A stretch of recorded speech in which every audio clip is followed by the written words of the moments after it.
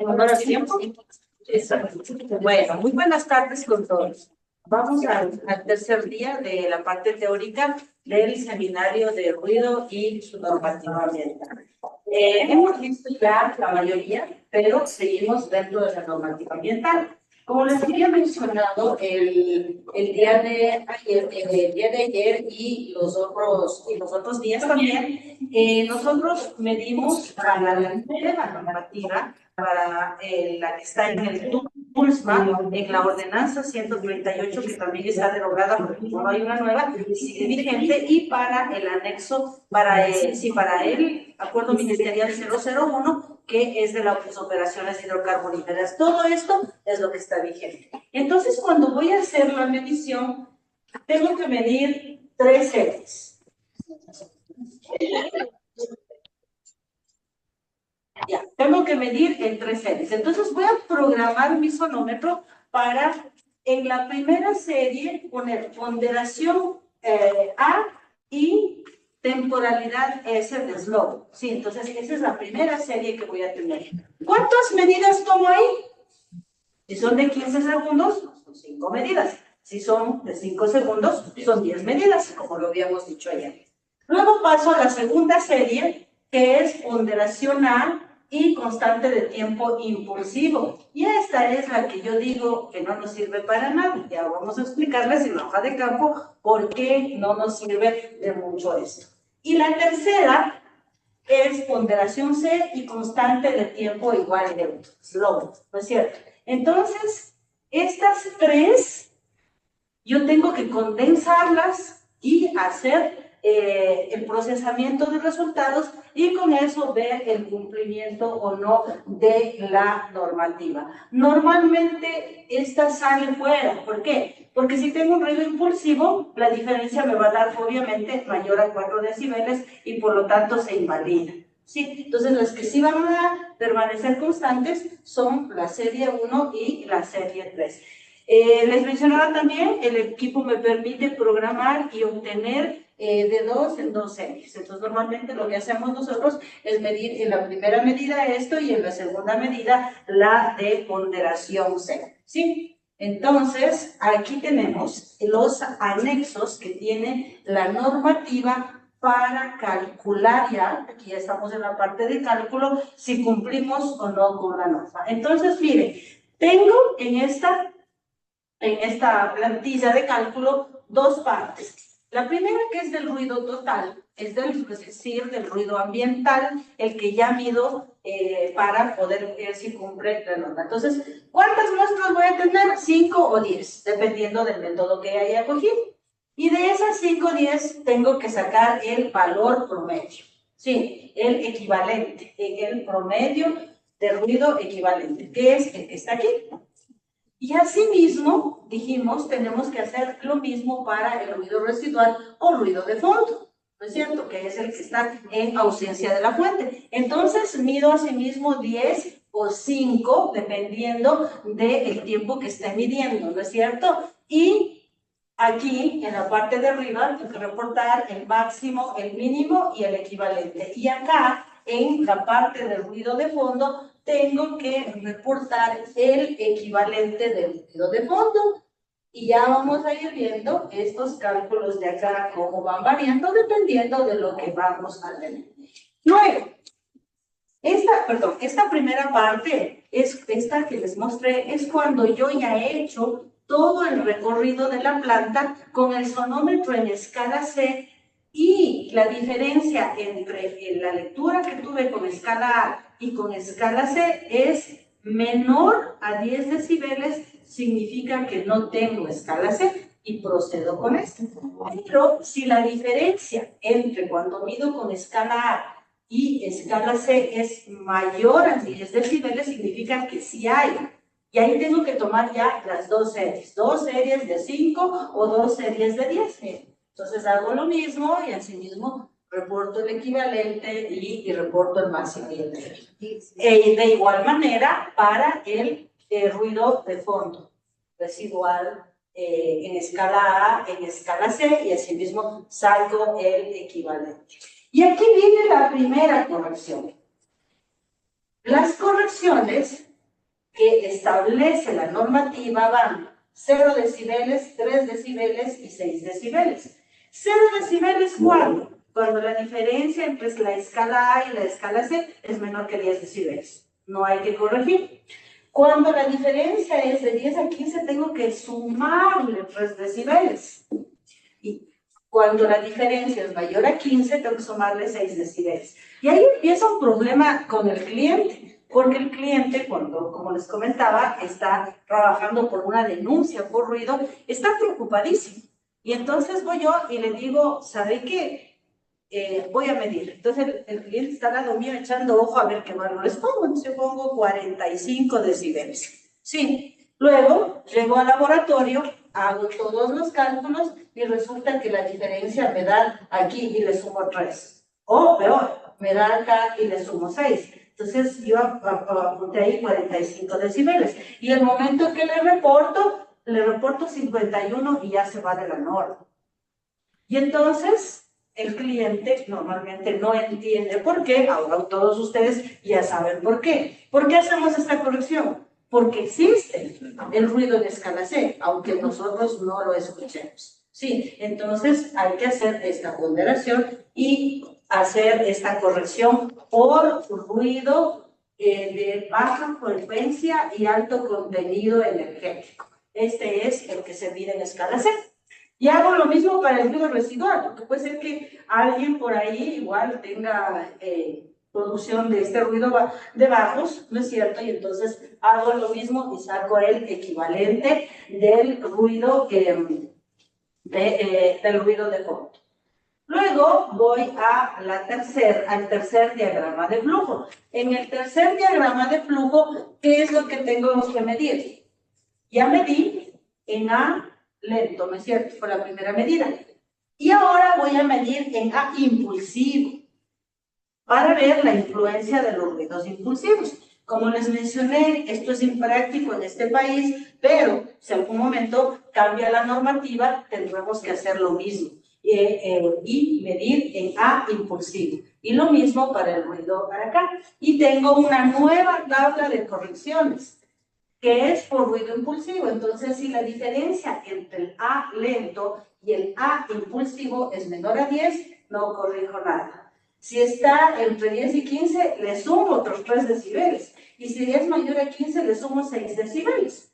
Entonces, el cliente me vio medir 45. Como tenía alta frecuencia y bajo contenido energético, le sumé 6, 51. Y si encima de eso tiene impulsivos, yo le sumo 6 más y le queda 57 y resulta que la norma era 45. Entonces me dice, no, si yo le dije cuando usted midió 45. Pero se deben hacer estas correcciones. Para hacer estas correcciones, ¿qué es lo que necesito?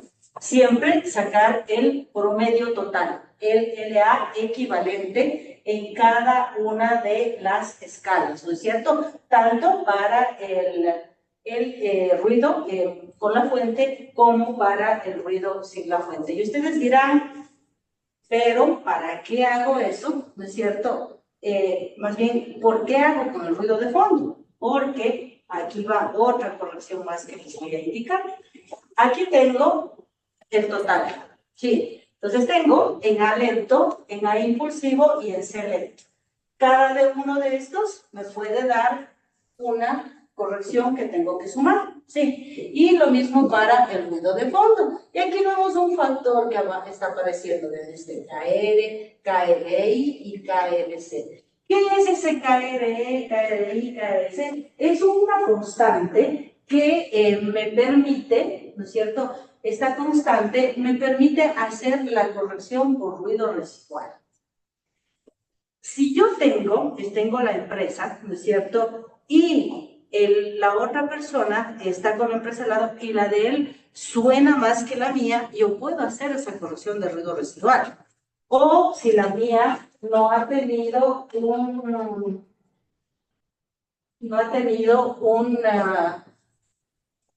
un nivel tan alto, ¿sí? De ruido, puedo hacer esta corrección. Entonces tengo que sacar el delta de ruido. que es el promedio, el ruido total promedio menos el ruido residual promedio, que como veíamos iba estando en cada una de estas. Y este de aquí, este valor puede ser positivo, negativo, etcétera. Y tengo que calcular las constantes KR, KRC y KRI.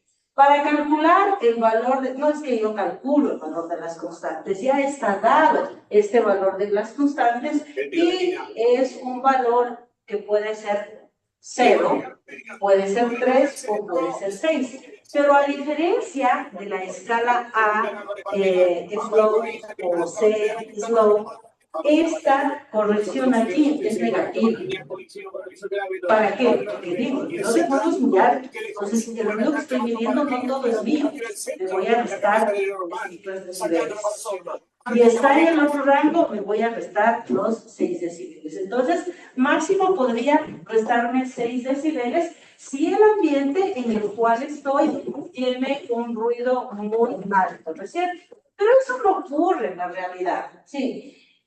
Si el ruido no contiene componentes tonales, es decir, todas estas casas que vimos, el valor de corrección es 0.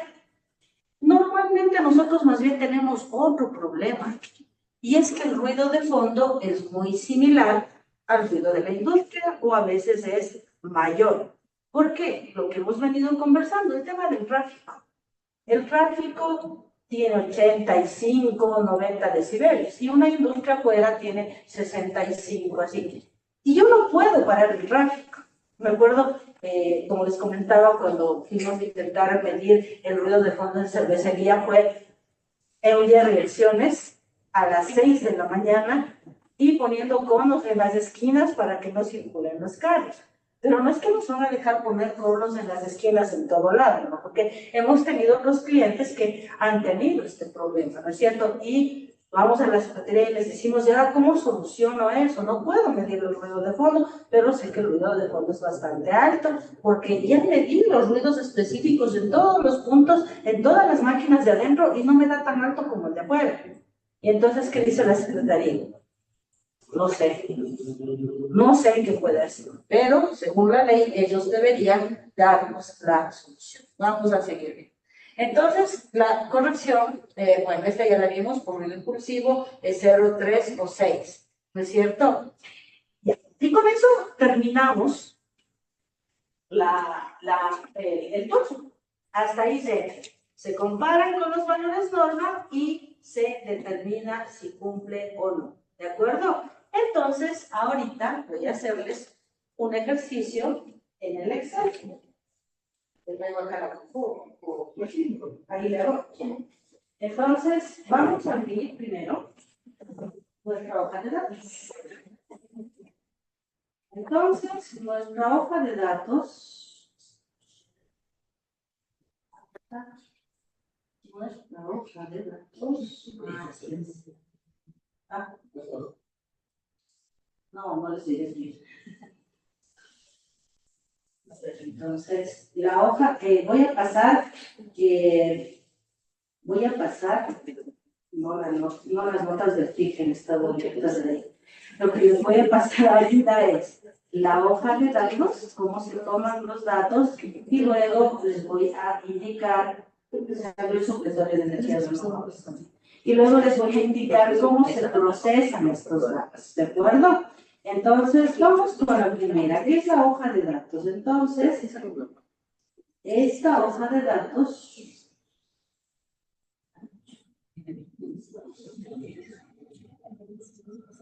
¿cierto? Entonces voy a compartir la hoja.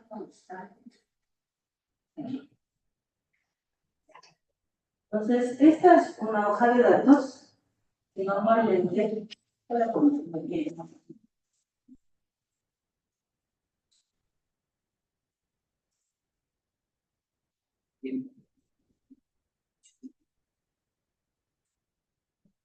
Entonces, de acuerdo a todo lo que hemos ido viendo, ¿no es cierto? De acuerdo a todo lo que hemos ido viendo, esta hoja de datos no puede ser única, ¿no es cierto? Esta hoja de datos se va llenando así.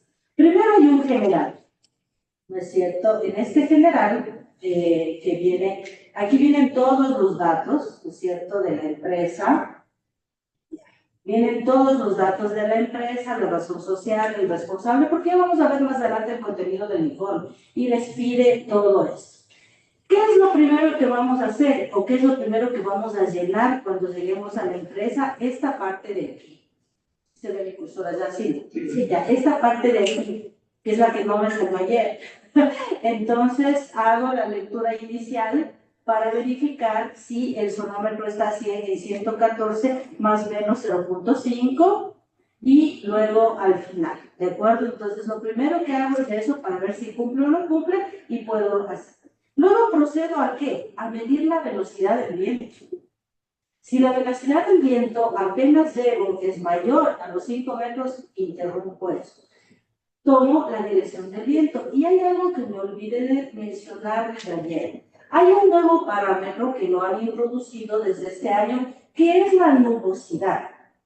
Todos sabemos qué es la nubosidad, ¿no es cierto? O sea, ahorita regreso y yo veo hasta atrás, prácticamente la nubosidad es del 100%. Está todo el cielo cubierto de nubes. ¿Cómo cuantifico? Si ustedes se fijan aquí, la nubosidad dice 2 octavos. ¿Cómo imaginariamente en mi cerebro y trazo la mitad, la cuarta parte y las 8 partes? Allá. Ya. Le divido el cielo en 8 y veo cuánto espacio ocupan las nubes. Sí, yo sé que es difícil porque a veces tendré nubes en el norte, unas poquitas en el este, y tengo que imaginariamente condensarles a todas y dividirles en 8 y según eso. Se puede medir, de acuerdo a la normativa, máximo hasta cuando se tiene 5 octavos de nubosidad. Es decir, que 3 octavos tienen que estar libres de nubosidad. ¿Por qué? Porque uno de los parámetros que influye en la propagación de la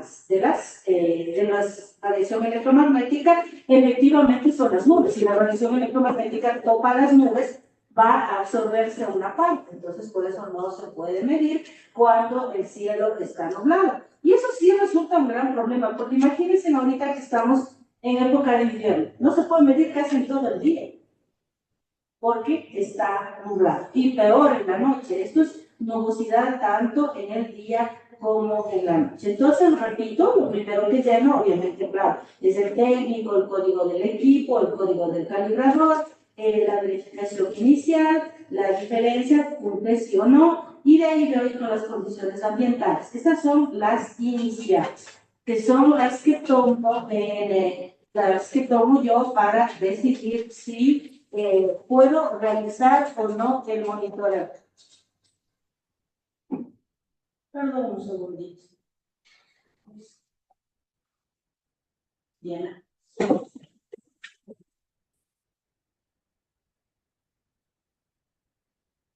Estoy viendo también porque estoy bien. Gracias. Perdón. Entonces, luego continúo con mi hoja de datos para que vean que no es fácil. Y dice información de la fuente fija y puntos de ruido. Entonces, predios vecinos. Normalmente estos predios vecinos son los predios en donde yo voy a medir. Sí, y entonces al norte, ¿qué puedo poner yo aquí en el norte? Puedo poner que está, qué sé yo, el Supermaxi. Puedo poner el Supermaxi, al sur puedo poner el condominio Torres Doral, al este tanto, al oeste tanto. Pero nosotros tenemos ya todo esto automatizado, y si yo pongo aquí lo que estaba antes, ¿no es cierto? Pongamos cualquiera, corporación favorita, Super Equivar, y se me llenan todos los datos automáticamente. Sí, pero eso ustedes tendrán que irlos llenando de acuerdo a lo que tengan, ¿sí? Y por el momento vamos a trabajar sin ninguna empresa, ¿es cierto? Con el formato vacío, ¿sí? Entonces, pongo que hay al norte, que hay al sur, que hay al este y que hay al oeste. Y luego empiezo a describir las probabilidades.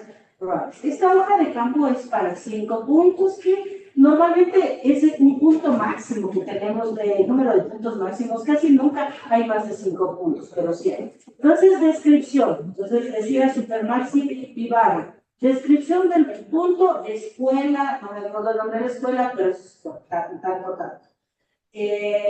Tiempo de operación, perdón, estoy mal, rectifico. Estos datos son de la fuente fija de web.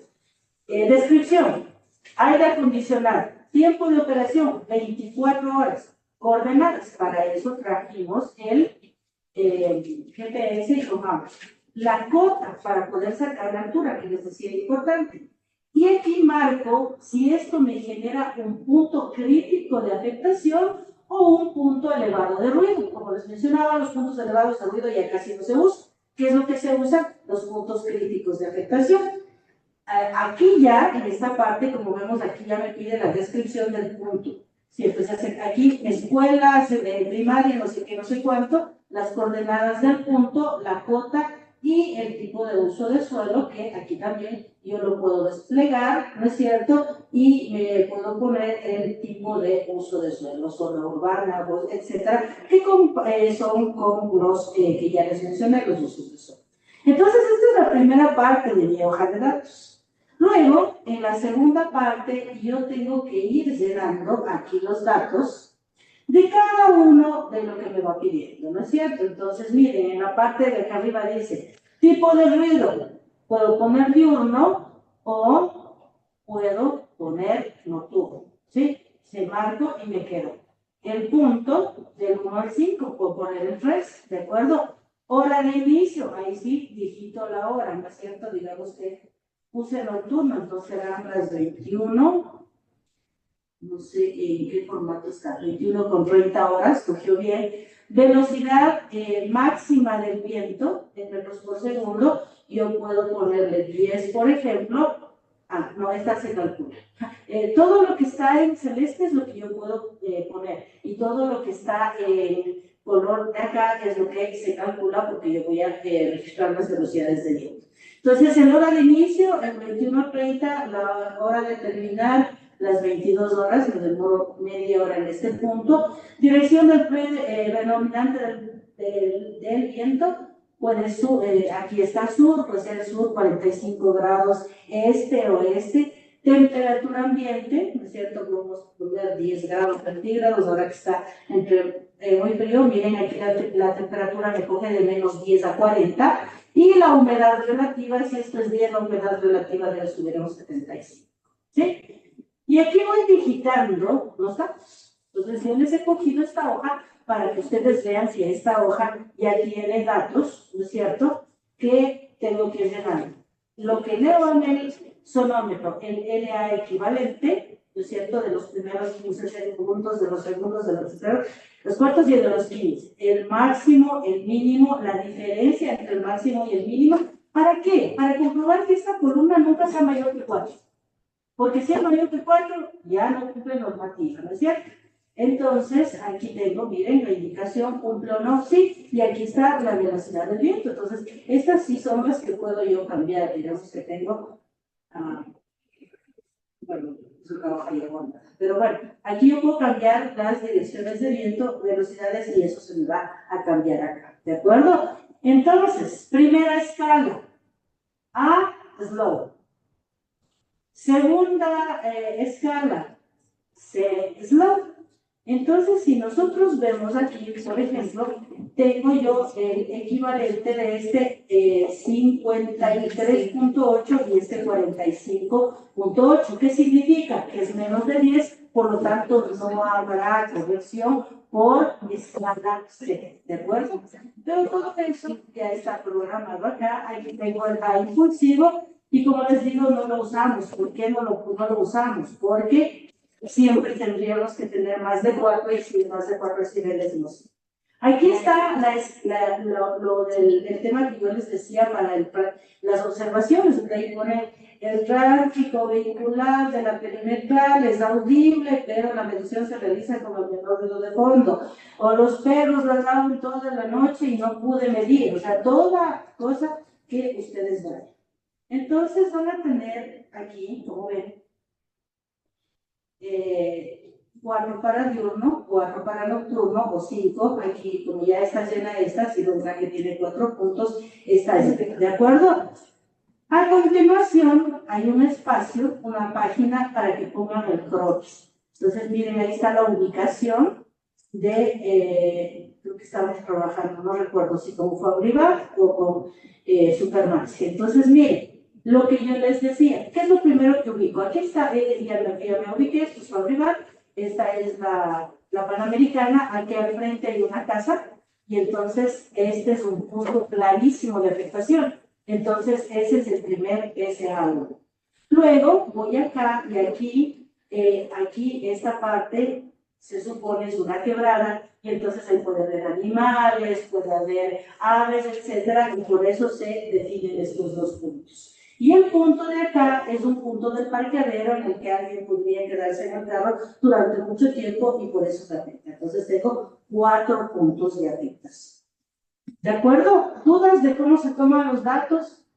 Como ven, básicamente se toman todos los datos que yo les había mencionado el día de ayer. ¿Sí? A ver. ¿Ninguna duda? ¿Todo está claro? Ahí es cuando uno se preocupa, porque normalmente cuando no preguntan es que no se entendió todo o no se entendió nada. A ver, entonces ahora les voy a ver. Continuamos con la presentación. Y de ahí, ya cuando lleguemos a la parte del informe, ahí les abro el procesamiento de datos. ¿Sí? Entonces, la normativa que acabamos de ver es el TULSMA. Pero no solo el TULSMA está nombrando al tema de ruido. Como les decía, la ordenanza 138 también nombra el tema de ruido. ¿Por qué no la he incluido aquí y si he puesto el SIENA, que es el reglamento de las operaciones hidrocarburíferas? Porque la ordenanza 138 es una copia exacta del TULSMA. Solo tiene una diferencia, una sola, que está en las consideraciones generales. Y la diferencia dice que para poder comparar con la norma, debo reportar el valor equivalente más el valor de la incertidumbre. Y por eso se ha peleado aquí en Quito enormemente. Porque si todos recordamos lo que es la incertidumbre es la suma de todos los errores que se pueden cometer en el ensayo. Entonces, ¿de quién es responsabilidad el valor de la incertidumbre? Del laboratorio que midió. No es culpa del cliente. Y sin embargo, a él le suman esa incertidumbre. Y entonces siempre peleamos y decimos, ¿y por qué no le restamos? Porque la incertidumbre es más menos. Entonces, hasta ahora no hemos llegado a un acuerdo, pero esa es la única diferencia con Quito, que Quito nos dice, para poder comparar con la norma, hay que sumar la incertidumbre. Mientras que en el resto, en el TULSMA, nos dice reporte la incertidumbre. Ya vamos a ver en el reporte que está incluida la incertidumbre y ellos toman la decisión de si la suman o la restan. En Quito todos la suman. Para poner un poquito el contexto, ¿qué es el SIENA? El SIENA es el Reglamento Ambiental para las Operaciones Hidrocarburíferas en el Ecuador. Apareció el 4 de abril del 2020 y nos dijeron, en 6 meses tenemos las normas técnicas. ¿Qué son las normas técnicas? Lo que acabamos de ver. ¿Cómo medir? ¿Cuánto tiempo medir? Y todo eso. Nunca salió. Entonces, como no ha salido, seguimos usando el TULSMA. Pero hay unas pequeñas variaciones acá en el reglamento ambiental para las operaciones hidrocarburíferas. La primera es que el control es netamente responsabilidad del operador, de quien está trabajando ahí. A diferencia de en Quito o en otro sitio del país en donde se puede hacer con control público, acá no existe el control público, ¿sí? El informe de monitoreo ambiental se reporta una sola vez al año en enero. Se recogen todos los datos de enero a diciembre y se reporta en enero. Y de ahí nos habla de los puntos de monitoreo, ¿no es cierto? Y cuando nos habla de los puntos de monitoreo, cuando llega al ruido, habla únicamente de ruido ambiente, no habla de ruido laboral, eso lo veremos más tarde. Y habla que se debe determinar el ruido ambiente en los puntos críticos de afectación. La misma historia dice que para que se pueda medir el ruido, se debe tener las condiciones en condiciones normales, ¿cierto?, de operación, y que se deben cumplir con las características y normas mencionadas en la normativa vigente. La única vigente es la que acabamos de ver.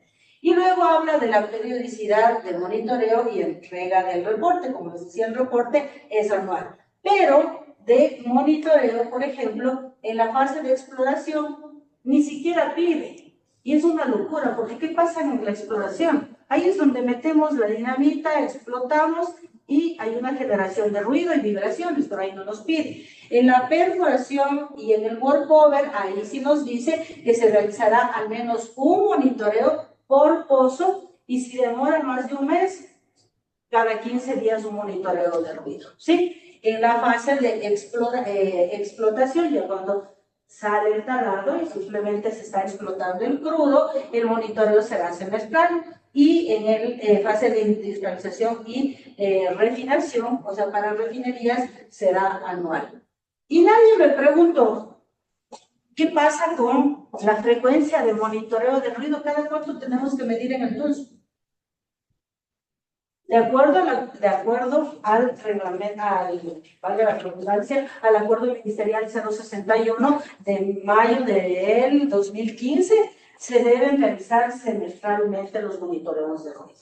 A menos que haya denuncia y esté con plan de acción, ahí tiene que medir trimestralmente. Sí, pero de ahí para el resto de industrias es obligatorio que se haga semestral. Entonces, esta parte de los mapas de ruido se ha hecho más relevante en el sector hidrocarburífero, sin quitar que Quito está tratando de hacer su mapa. Mañana que venga Jorge nos va a indicar las estaciones. No olviden que mañana es preferible que traten de llegar presencial para que vean los equipos, vean cómo se arman y todo eso. Sí, entonces todos los que puedan traten de llegar a las 5 de manera presencial, ¿sí? Entonces, les decía, Quito está tratando de sacar su mapa de ruido. Ya les voy a indicar más luego unos datos de lo que están haciendo para sacar el mapa, ¿sí? Entonces, ¿qué es lo que dice el TULSMA referente a eso? Dice que los GAPs municipales que tengan más de 250,000 habitantes deben tener su mapa de ruido ambiental. ¿Cuántos habitantes tiene Quito? Casi 3 millones. Entonces, obligatoriamente se tiene el municipio que hacer su mapa de ruido ambiental. ¿Para qué? Para que cuando la industria se ponga ahí, digan, sí, efectivamente el ruido de fondo es más alto que el de la industria y puedan aceptarnos eso. Sí, y no tengamos el problema de estar discutiendo todo el tiempo, es que el ruido no es mío, el ruido es del vecino, etc. Entonces ellos tienen que generar ya sus mapas de ruido, se supone que ya están en eso, ¿de acuerdo? Entonces, cuando tengan menos de 250,000, menores de 250,000, será el ministerio quien haga los mapas. No han hecho en ninguna ciudad hasta ahora, o no sé si alguien conoce, por favor, denos esa retroalimentación. Si conoce, aparte de Quito, ¿qué otro municipio está haciendo ya sus mapas de ruido? En la primera etapa de la son solo las vías principales. Entonces, si estaríamos por ese sector, tendríamos que tomar la 10 de agosto, la 6 de diciembre, la 12 de octubre, tal vez la de acá atrás es la Isabela Católica. La Isabela Católica,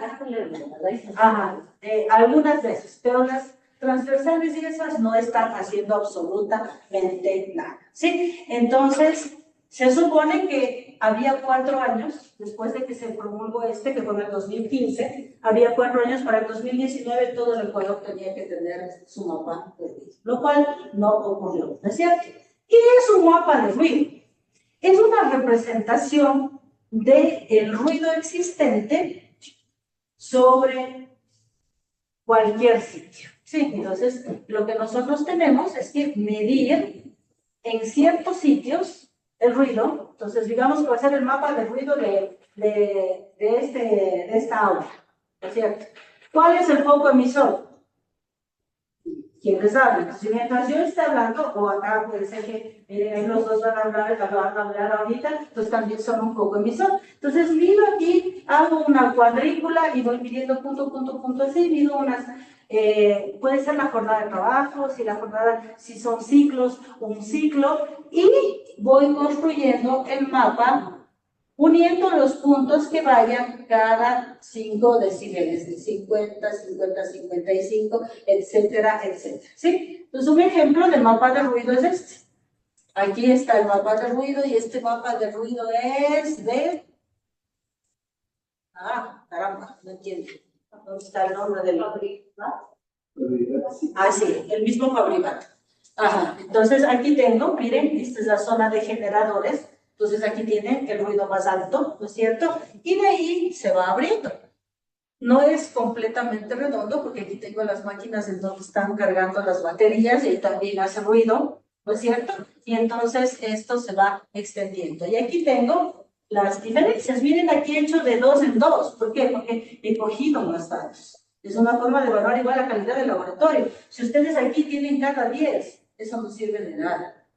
Si tienen cada 5 es lo normal, y si tienen cada 2 es porque hemos tomado más puntos de ruido y podemos hacer esto. ¿Para qué nos sirve un mapa de ruido? ¿Por qué está normado el ruido así en el TOOLSMA y para qué me sirve un mapa de ruido? El mapa de ruido me sirve para identificar en dónde poner oficinas, por ejemplo, porque esto todo es interno. Entonces, miren, aquí llegamos hasta 90 decibeles. Pues no voy a poner las oficinas cercanas a esto. ¿Dónde pongo? Acá están las oficinas. E incluso estas oficinas tienen aislamiento. Entonces, miren, tienen 50 decibeles.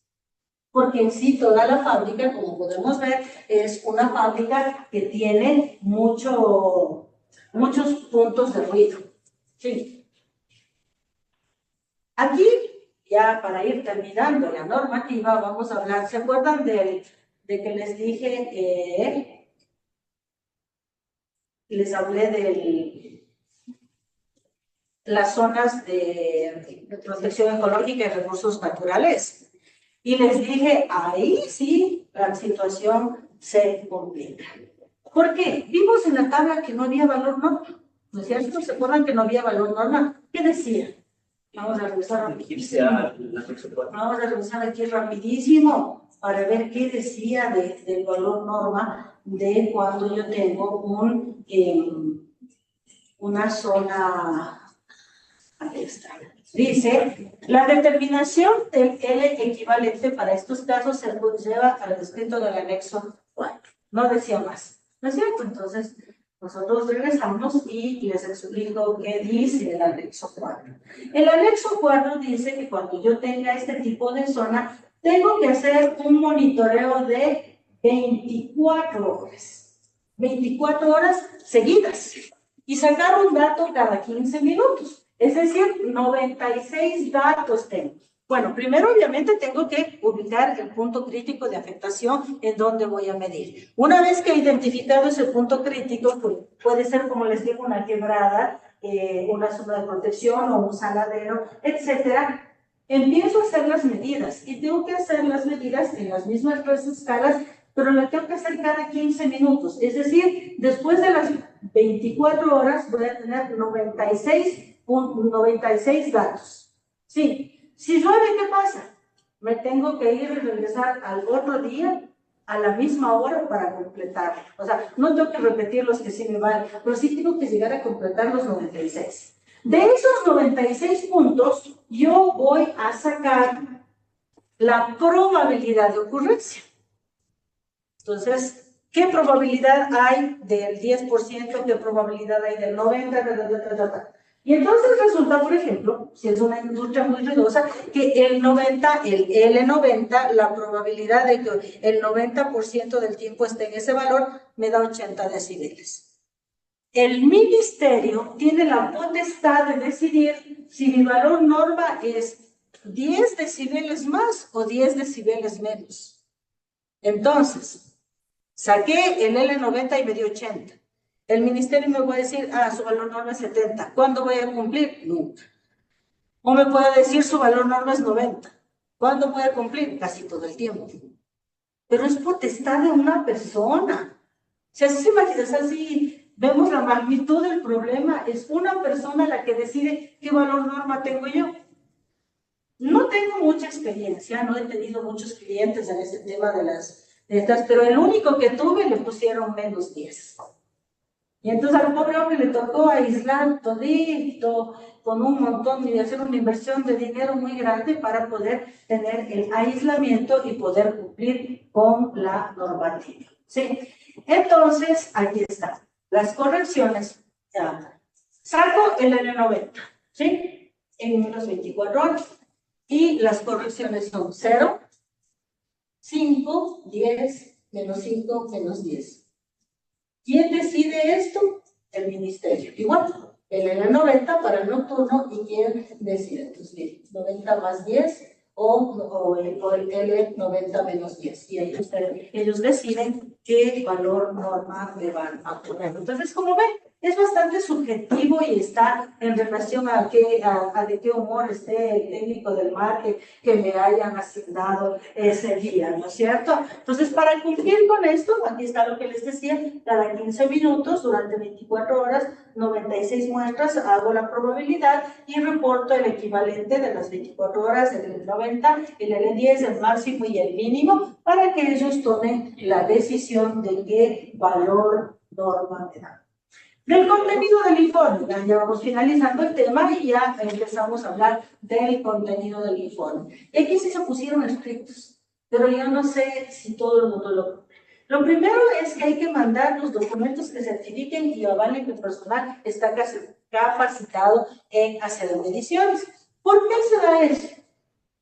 Había muchos laboratorios un poco corruptos que llegaban al oriente y en el oriente hay una fila de personas, así como aquí hay en la Río Coca, me parece que es esa calle, el 6 de diciembre, donde están los señores que quieren el trabajo y están con el rodillo, así mismo en el oriente, en la Alejandro Lavaca de esa calle del hotel un poco más necesito, ahí están paradas las personas. Llegaban los laboratorios y le daban el sonómetro y buscaban uno, decía uno, subía y le enseñaban cómo funciona el sonómetro, porque no es nada del otro mundo, y le mandaban a medir. Entonces reportaban cualquier cosa. Ante eso se toma esta decisión, porque la persona que vaya a medir debe estar capacitada. ¿Qué significa que está capacitada?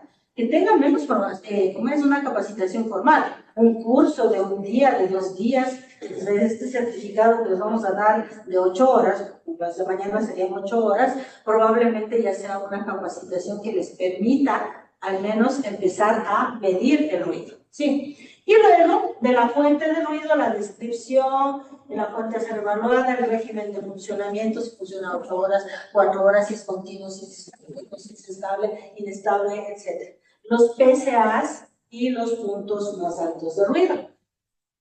De los ruidos específicos, detallar la descripción. Miren, esto ya nosotros lo vimos en la hoja de datos.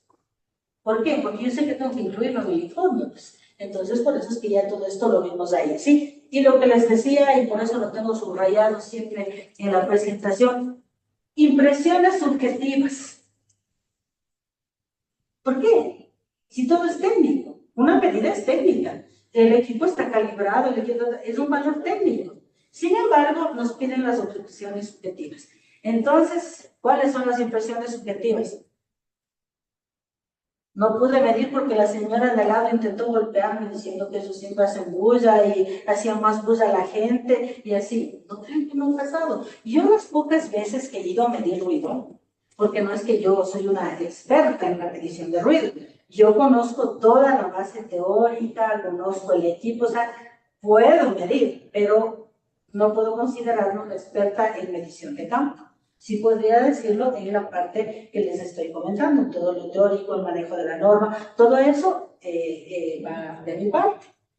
Y las veces que yo he ido, nos quieren matar, o sea, casi siempre, ¿no? La última vez que fuimos para GIM, había ahí un problema gravísimo y queríamos dejar instalando el equipo, y había una señora ya mayorcita, como de unos 80 años, que bestia, ¿cómo nos habló? mentó a nuestra madre y a todo el mundo, sí, estos vienen acá, hechos los que miden y nunca hacen nada, eso cosa que hace tanto ruido, eso no deja dormir, y miren, y eso no sirve para nada. Es bien complicado, sí, y peor, como les había comentado, nuestro cliente es corporación favorita. Hay supermaxis y megamaxis en todos los lados. Y entonces hay gente que dice, no, pero es que quiero que mire aquí, en la cama, ahí es donde más se oye. Entonces uno se sonríe y dice, ¿cómo es que ahí más se oye? O sea, se oye más en la ventana. O sea, no, aquí es donde más se escucha. Y casi siempre hay problemas con la gente. Todo eso hay que poner en impresiones subjetivas. O sea, si la señora me dice, aquí en la mitad de mi cama es donde más suena, yo tengo que ir a la mitad de la cama y medir, y como yo soy sorda, no puedo, pero los chicos sí se quedan así y dicen, no, si no suena nada, o si suena, o suena poco. Entonces, todo eso va en impresiones subjetivas, sí. Mal ubicado, para mí mal ubicado el que sea impresión subjetiva. Yo le hubiera puesto más de esa impresión subjetiva. Y en esto se basa mucho la secretaría para decir si está bien medido o no. Audibilidad de los ruidos específicos en los puntos de medición. O sea, si es un punto de medición, yo debo escuchar. Todos los PCAs deben ser audibles para nosotros, a menos que sea uno que tenga solo escala C, que no existen en realidad. Sí, no existen solo en escala C, entonces por eso tengo que poner esas impresiones. Los puntos de medición, la ubicación, la distancia horizontal y vertical, las superficies reflectoras cercanas.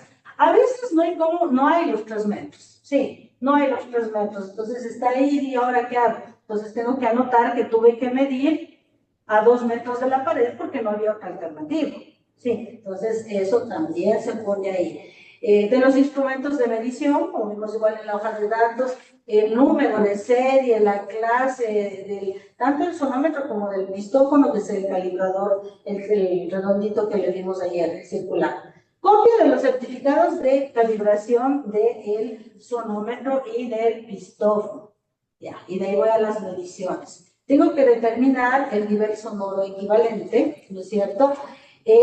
Primero tengo que identificar qué flujo voy a utilizar.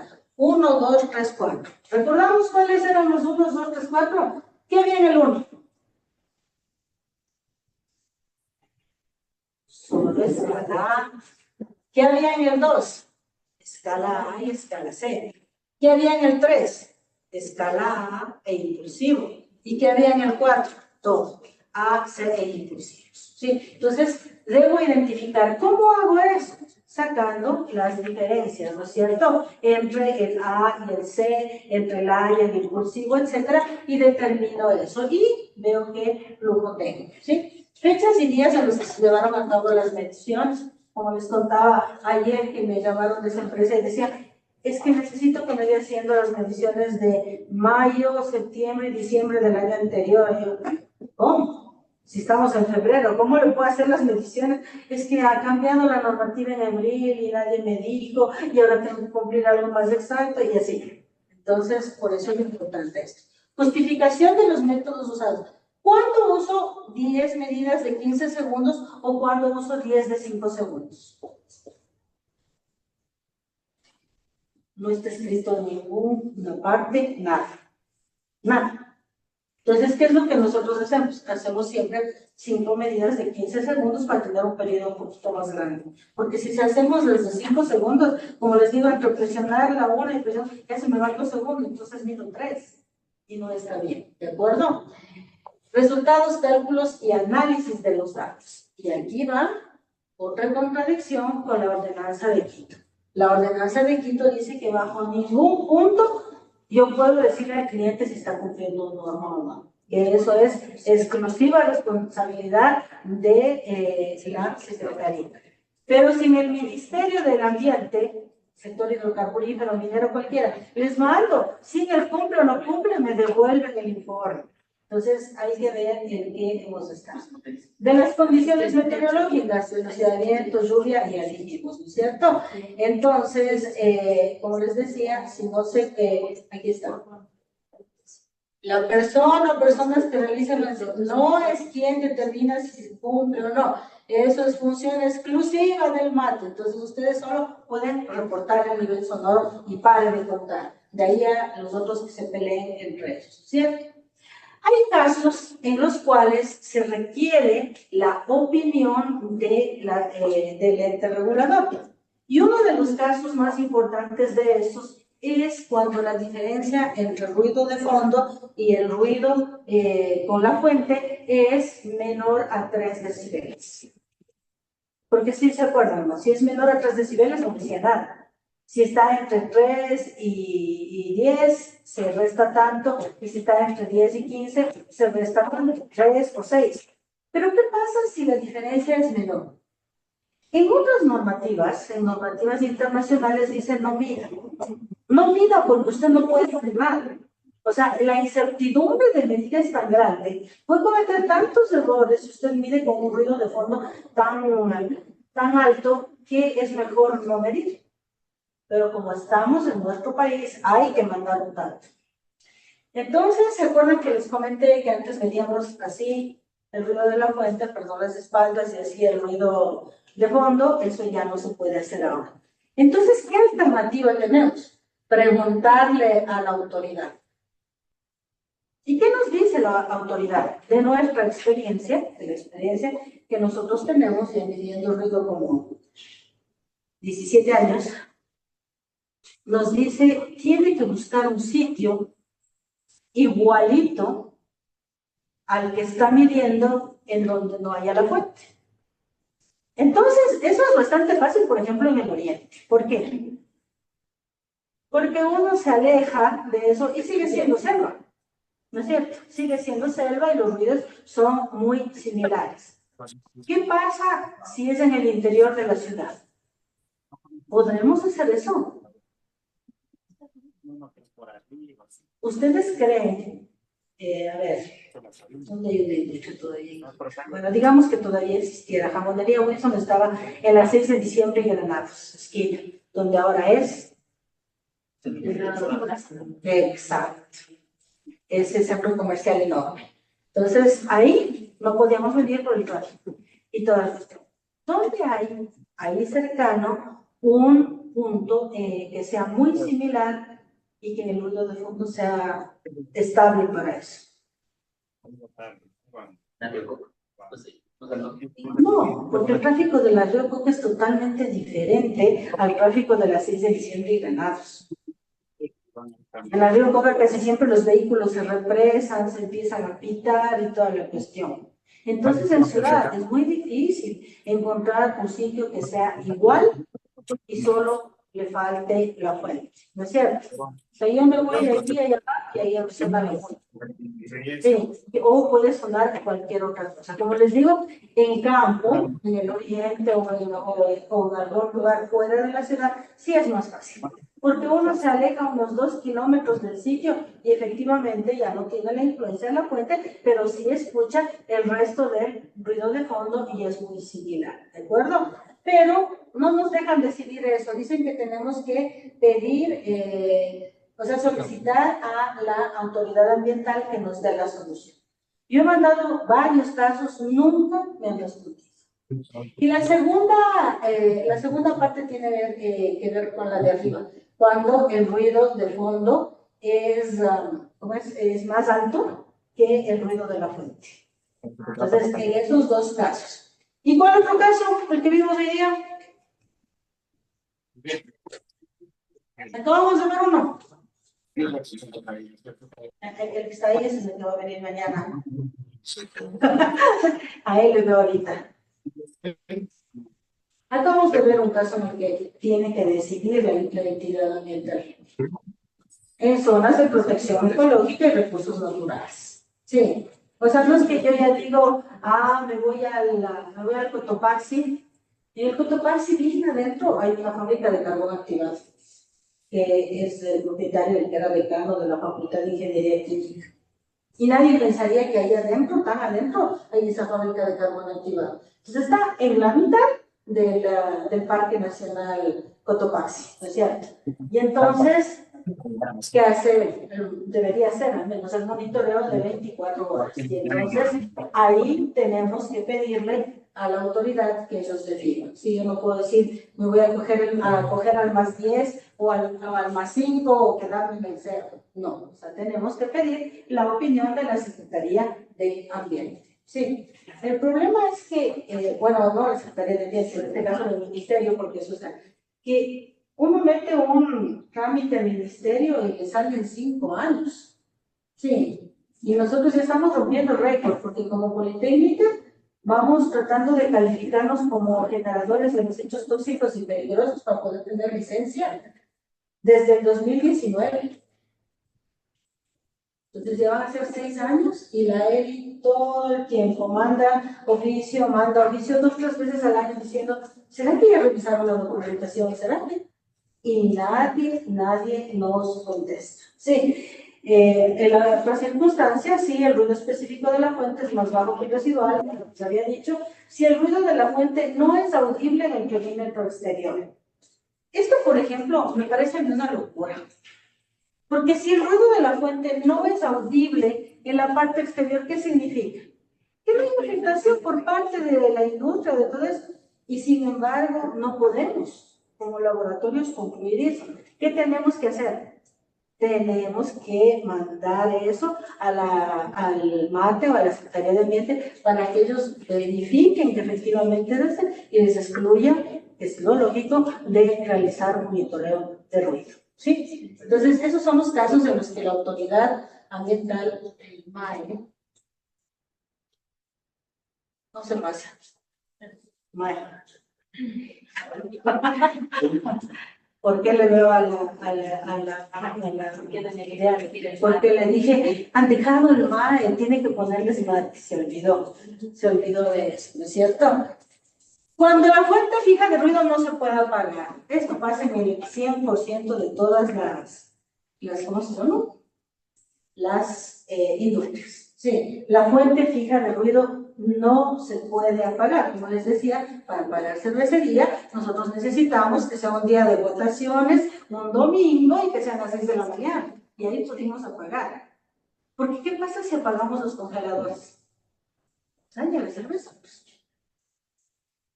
Y esos son de los que generan escala C en cantidades muy altas. Sí. Entonces, casi en ningún sitio se puede hacer eso. Entonces, ¿ahí qué hacemos? Le pedimos criterio al MAT. O si no, simplemente nos acogemos a que no hay rebaja, porque recuerdan que esta era la única negativa. Esta es la única que le favorece al dueño del ruido, porque esta puede ser 0, -3 o -6. Entonces, como no me puedo acoger a eso, porque no puedo pagar la fuente, simplemente me quedo con un 0. ¿Sí? Cuando el ruido específico es más alto que el ruido residual, hago las correcciones. Y si no tengo cómo hacerlas, igual, le pregunto a la autoridad ambiental. A ver, hagamos el ejercicio. Hagamos el ejercicio para ver cómo se procesan los datos. Y solo es en el que tiene la normativa nacional que tiene esta parte de la subjetividad. O sea, hay normas internacionales toman en cuenta eso también. Claro, es que cuando teníamos la norma de 1996 partes A y B, esos cubren todos los aspectos. Sí, esta subjetividad de los menos de 3, esa sí es casi insalvable. Pero yo la salvaría rapidito, diría, entonces no hay influencia de la empresa. Pero a la gente le gusta enredarse en esas cosas y empiezan entonces, a ver, intentemos apagar esto, díganle a su vecino que apague el radio, díganle al otro que apague esto, a ver, tratemos de bajar, pongan conos a los lados. Una vez nos dijeron eso y era una empresa que queda en el sur de Quito, en el Parque Industrial del Sur. Nos dijeron, pongan en la Panamericana conos a los lados hasta que miren. Como les decía, normalmente nos demoramos media hora midiendo. ¿Se imaginan ustedes poniendo en la Panamericana conos y cerrando nosotros, simples analistas de laboratorio, la Panamericana media hora? Pero cuando no nos dan respuestas, o sea, cuando no tienen respuestas porque las cosas no tienen lógica, ahí es donde se complica. Sí, pudiendo tener salidas más fáciles. Si las medidas se demoran más o menos una media hora y no puedo apagar la industria por media hora para sacar el ruido, ¿no? Ahí hago lo que les digo. Me voy 2 kilómetros más allá y donde no haya la fuente he ido ruido de fondo. O algún día tengo que apagar, como el caso de cervecería, y con el ruido de fondo de ese día, que fue votaciones y toda la cuestión, con ese me muevo toda la vida. Porque la norma dice que cada que vaya a medir, tengo que sacar ruido también de fondo. O sea, tendría que apagar la industria cada que vaya a medir, cada 6 meses, como vimos, ¿no? Porque la frecuencia es semestral. En otros casos es anual. Tendría que ahí apagar. Pero nadie lo va a pagar. Pero no era más o menos una media hora, una hora. No, Pero es que no equivalente hay a... equipos que se duran entre 6 horas en apagarse y siguen prestes. Eso también. Un caldero para generación de vapor en cervecería. Ellos necesitan vapor en cantidades, porque llega la botella de cerveza, lo primero que hacen es lavarla en agua caliente con jabón y enjuagarles mucha agua caliente. El mosto, primero la cebada se cocina en grandes cantidades de agua caliente, y no es que cocinan como una cocina con fósforo, y no, es con vapor. Entonces ellos tienen 3 calderos de más o menos 200 litros, ves que son bien grandes, usan normalmente 2, entonces necesitan vapor en grandes cantidades. Cuando yo voy a arrancar un caldero, digamos que yo le apago la media hora al caldero, sí, o sea, solo la media hora para apagar, para poder medirlo de fondo, yo le apago al caldero. Se baja la presión, se baja la temperatura, el agua está circulando, se queda ahí y se asienta todo. ¿Te acuerdas que vimos el manejo del agua? Se quedan todos los sólidos ahí abajo. Arrancar un caldero demora como unas 4 a 5 horas. Y aquí les cuento una anécdota. En Esmeraldas, en Refinería de Esmeraldas, se iba mucho la luz. Bueno, ahora debe irse más todavía con los cortes, porque en Refinería de Esmeraldas tienen generadores eléctricos. Pero, o sea, tenemos tanta mala suerte los ecuatorianos, debemos hacernos una limpia, no es más. Tenemos tanta mala suerte los ecuatorianos que compraron 2 generadores cuando hicieron la repotenciación de la refinería, que costó 2.500 millones de sucres, cuando originalmente iba a costar 850 millones de sucres. Y compran 2 generadores inmensos para suplir toda la refinería. Tenemos tanta mala suerte los ecuatorianos que el primero, como a los 3 meses, se incendió. Y el segundo se circuitó porque se metió una serpiente. Y entonces otra vez tenemos que utilizar el sistema interconectado. Y en Esmeralda se va mucho la luz, muchísimo.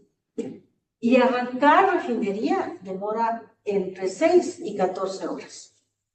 Y como se queda todo en las columnas, ¿no es cierto? En las columnas de destilación, en los reactores, todo se va quedando, todo eso hay que bombear y mandarlo de nuevo para el reproceso o al SNUP para que ya lo den de baja. Entonces, un arranque de planta, por chiquita que sea la planta, que tenga un solo calderito, mínimo son 4 horas. Y todo se descalibra.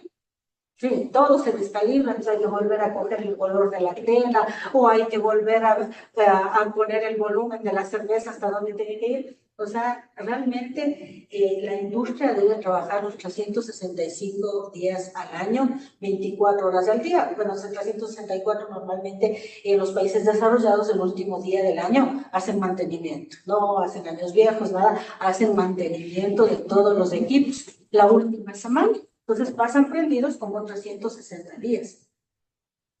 El costo de calentar el caldero, si yo ya le dejo enfriar, por ejemplo, que pasa mucho aquí en el país. Entonces, como no tenemos mucha producción, yo le dejo enfriar al caldero. Y le dejo enfriar todo el fin de semana. Entonces, el lunes hay arranque del caldero. Nos dicen, no, el lunes no voy a medir, porque el lunes le arranco, tiene que ir el martes tarde o el miércoles. Ahí recién se estabiliza. Entonces no es dable pagar una planta productiva. Sí, por todos ese tipo de cosas que se van a ver. Decía, vamos a hacer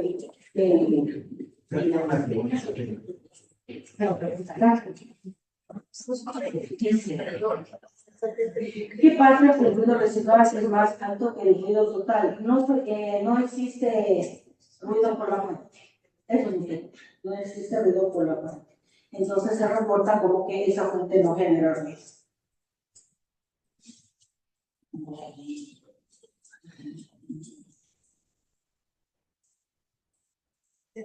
Solo quiero minimizar.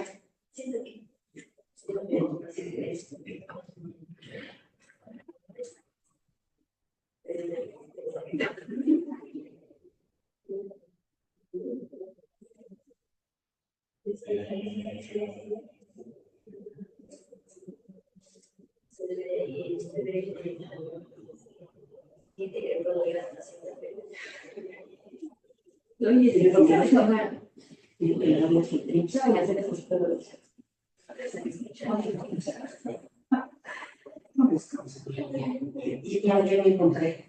Listo, entonces vamos a compartir información para que vean cómo se hace el ¿cuál es?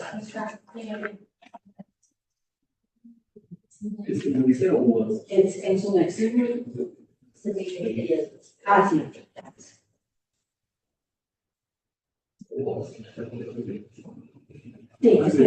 Sí, pero eso mismo quiero indicarles a ellos. Eso mismo quiero indicarles.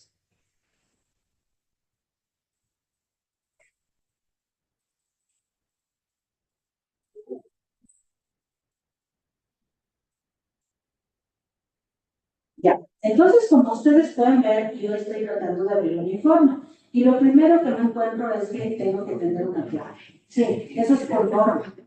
O sea, si quieren ser un laboratorio acreditado y yo solo cogería y abriría el archivo, cualquiera podría hacerlo. Entonces, vamos a poner la clave. Que no todos tienen acceso a la clave, por cierto, ¿no? Todos los elegidos. Ahí está. Perdón, perdón, está en mayúsculas. Otra vez necesito minimizar para abrir acá de mayúsculas.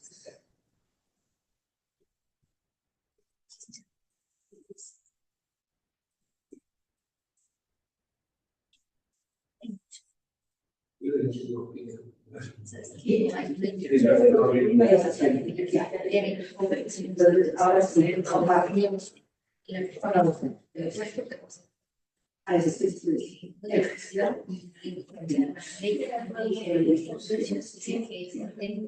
lo primero que hay es que saberse.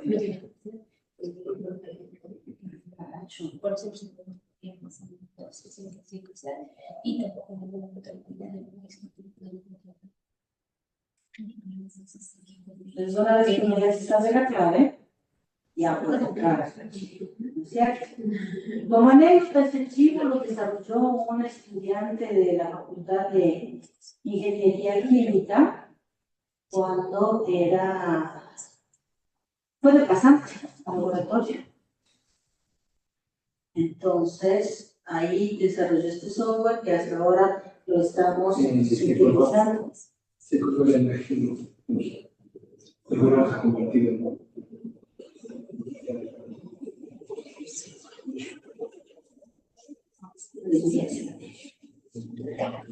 Entonces, como les decía, esta corresponde a lo que habíamos estado viendo, ¿no es cierto?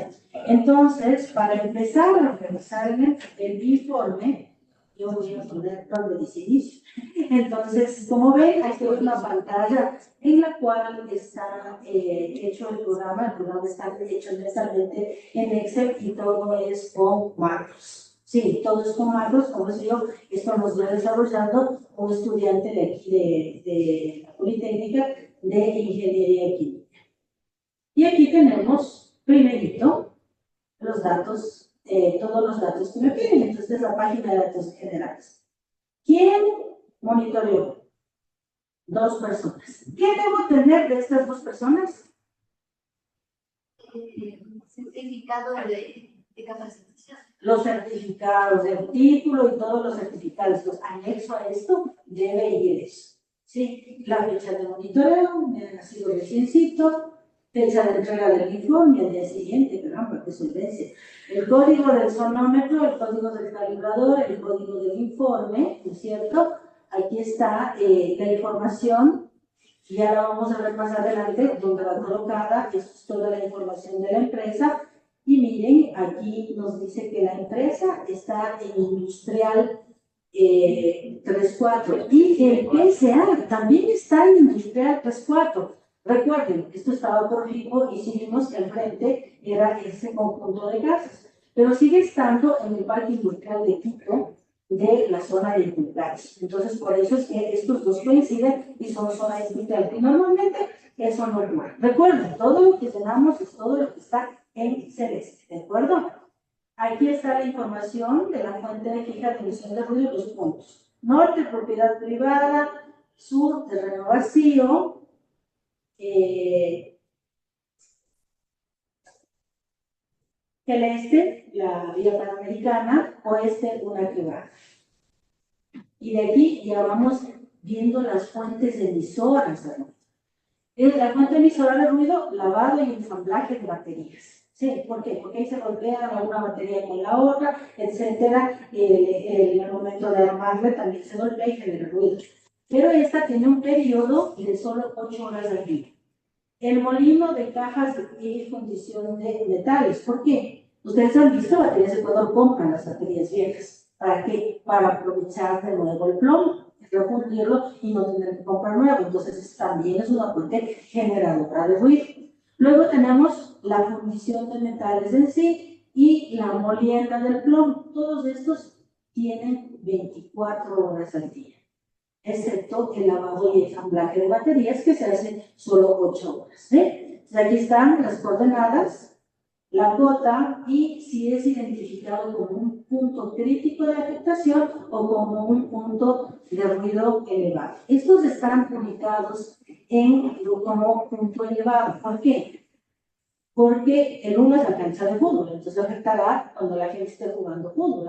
Aquí la industria es tan grande, hay algunas que tienen cancha de fútbol. Entonces, por eso está aquí. ¿Y la quebrada por qué? Porque es área superficie.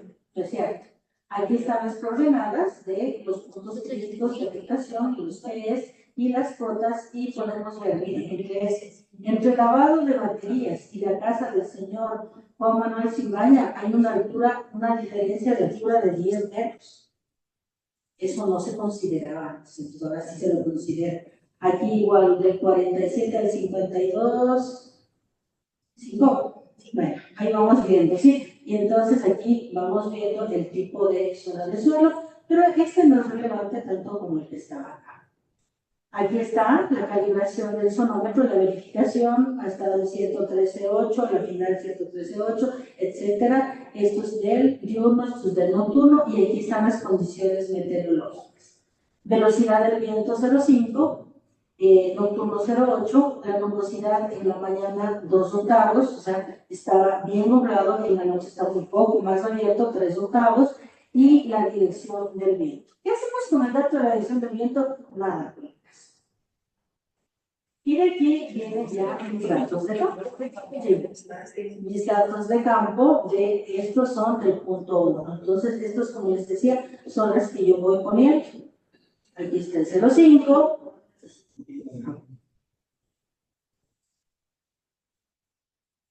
Espero que ahí sí lo veamos. Ya. Entonces, tengo el hora de inicio del, miren, aquí de inicio del ruido de la fuente. El ruido residual no hay, porque no puedo parar toda la fábrica, ¿no es cierto?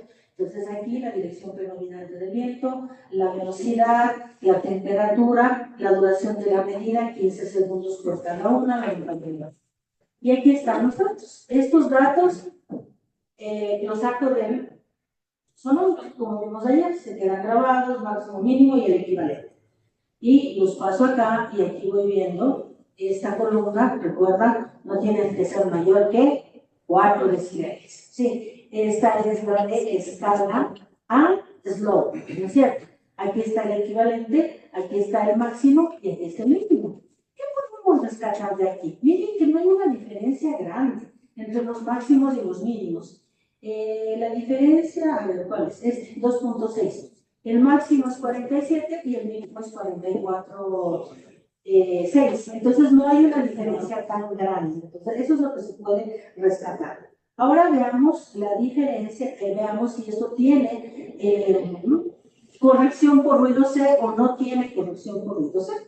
Aquí tenemos el ruido equivalente en C es 43, 54, 53, 55 y 53, menos de 10. No va a haber aumento por ruido seco, ¿no es cierto? Porque por más de 10 tenemos el aumento, ¿sí? Y esto igual, le comparo el máximo con el mínimo, pero miren que así no sea un aumento de 10, es un punto considerable. Aquí tengo en la última medida 46,8 y acá en la última medida tengo 54 Hz. Entonces sí hay una variación. Es decir, que sí hay aporte de las fuentes de baja frecuencia y alto contenido energético, sino que no es lo suficientemente alto como para que incida en el valor de una conversión. ¿De acuerdo? Lo que hemos visto, ya les había dicho, el impulsivo, aquí completo todos los datos, la verdad, solo hacemos una medida y los otros los completamos porque sería ilógico medir. Eso es el diurno. Entonces, fíjense en los valores del diurno, ¿no es cierto? En este punto, los valores del diurno, ya, se fijaron en eso. Vamos a hacer un zoom. ¿A qué hora hemos tomado este ruido nocturno? Antes de que la Belén me diga, hágale ya. Hágale más grande, ya. Entonces, mire, este ruido nocturno ha sido tomado a las 6:05 de la mañana. ¿Por qué? Porque dijimos que era desde las 7 hasta las 9 y de las 9 hasta las 7. Sí. Hay clientes que no se hacen lío y cojamos a las 6 de la mañana. Sí. Cogen a las 6, está dentro del horario. Pero recuerdo un cliente recién me dijo, no, pues es que ahí me van a decir, porque le decía, pueden ir a las 6 de la mañana. No, pues ahí me van a decir que es muy diurno, me dijo. Yo le decía, es que es ruido nocturno. Decía, no, a las 6 es muy diurno. Le digo, no, sigue siendo nocturno, pero no lo aceptó. Finalmente tocó ir en la noche. Bien. Similares o no a los otros, a los diurnos. Casi los mismos. Sí. La velocidad del viento se ha incrementado un poco, la temperatura ha bajado 13 grados, la humedad está constante y la duración de la medida sí. Entonces seguimos teniendo algo parecido, ¿sí? Entonces aquí está en la escala A, aquí está la escala C, ¿no es cierto? En la parte de abajo, y aquí tenemos el ruido impulsivo, ¿de acuerdo? Entonces para el punto 1, de para el punto 2, el punto 3, van a continuación, ¿ya? A continuación, tengo ya el reporte. Pero antes de pasar al reporte, les quiero hacer notar que nosotros imprimimos también esto de acá como parte del reporte. El reporte está impreso. Y este informe debe contener todo lo que vimos que decía que debía contener el informe. Y vamos a ver si es cierto o no. O sea, ustedes me dicen si cumple todo o no cumple todo. Técnicos, los dos que apuntamos los currículums, la fecha, el código del sonómetro, el código del calibrador de sonómetros, la razón social de la empresa, la dirección, el mail, el tipo de zona de suelo, y aquí de una vez nosotros le ponemos que salgan los niveles máximo y mínimo. ¿Para qué? Para en la parte inferior poder corroborar que efectivamente cumple o no cumple, ¿sí? Aquí industrial, los niveles máximos, propiedad privada, terreno vacío, la vía y la quebrada, ¿no es cierto? Aquí está exactamente lo mismo de la descripción de los puntos. ¿Dónde está la diferencia? Acá abajo. ¿Sí? La diferencia está acá abajo. Entonces, miren, aquí tengo el cálculo. Y va a decir, ¿cómo que haces el cálculo de datos de campo? Vamos a datos de campo para que no me vean mal. Entonces, pero aquí no está sacado. No, aquí están los datos. Y en el general 1, aquí está sacado ya el logaritmo con toda la ecuación, con todo, y aquí ya me da el equivalente. Entonces, si yo cojo aquí datos de ruido de 1, sumo todos estos y divido para 5, obvio, no me da 47. ¿Por qué? Porque es una suma logarítmica, ¿no es cierto? Entonces, acá el equivalente entre este 48, 46, 46, 45 y 45,9, el equivalente me da 45,9. Aquí está. ¿Sí? Ese es el valor equivalente. En la noche me da el equivalente, perdón, en el punto 2 me da 57, etc. En la noche me da 46. Entonces, cada uno de estos está calculado y está calculado aquí mismo con ecuaciones. Obviamente, no les voy a dar este archivo, les estoy indicando cómo se hace. La ecuación toma los datos y calcula esto, ¿no es cierto? Les dije que no había corrección por ruido cero, porque la diferencia es menos de 10. No hay corrección por ruido impulsivo y tampoco hay corrección por ruido de fondo. Esta es la negativa. Sí. ¿Por qué? Porque ni siquiera me digo el ruido de fondo. Estoy asumiendo que es cero esa corrección. O sea, no me apropio de la corrección de ruido de fondo. Simplemente digo, como no puedo pagar toda mi empresa, mi corrección es cero. Sí. Y entonces aquí tengo el equivalente total. ¿Qué será? El 45.9 más el valor de la incertidumbre. ¿Por qué? Porque esta industria está en el interior de Quito, del distrito metropolitano de Quito. Si no estuviera en el interior de Quito, ¿cuánto sería esto? Igual cero. Y tendría que poner solo el valor más menos 1.1. ¿De dónde sale este valor de 1.1? Es el valor de la incertidumbre. ¿Qué aportes nomás consideramos a la incertidumbre? Ya voy a regresar un ratito a la presentación y vamos a ver qué nomás afecta el momento que uno hace una medida de ruido. Sí, porque hay N parámetros. Empezando por el operador. Porque puede ser un operador que aplaste rápido el botón de run, de iniciar la medida, o puede ser uno que aplaste lento, etc. Y todo eso va contribuyendo a la incertidumbre. Para tener una incertidumbre de 1.1, que es una incertidumbre bajísima, bajísima, bajísima, nosotros usamos el sonómetro que traje ayer, el tipo 1. Porque si tuviera un sonómetro tipo 2, solo por eso ya tendría 1 de incertidumbre. Más 0.5 por el desnivel de terreno ya tendría 1.5. Y así voy sumando. Y normalmente cuando nosotros medimos con el 2, es 3 decibeles. Y eso para el cliente puede ser cumplo o no cumple. Y eso sí nos ha ocasionado varios problemas porque hay otros laboratorios que tienen incertidumbres de 0.5. Y uno dice, ¿cómo tiene incertidumbre de 0.5 si solo la del suelo es 0.5? Pero así lo recuerdo. Sí. Entonces, miren, aquí están todas las medidas del diurno, acá están todas las medidas del nocturno. ¿Me pueden decir qué falta en este informe? Porque esto es el informe. Bueno, junto con estas. Estas de aquí, en donde nosotros tenemos los valores pasados, las velocidades de viento, tanto diurno para nocturno por cada uno. ¿Sí? Entonces, si alguien que está oyendo o alguien que está aquí me puede decir, ¿qué nos falta? Para que se esté completo todo el informe. Comparar con el uso del suelo. No, el uso del suelo está. Sí, está en este. Aquí está. Y también está el límite de... Aquí está.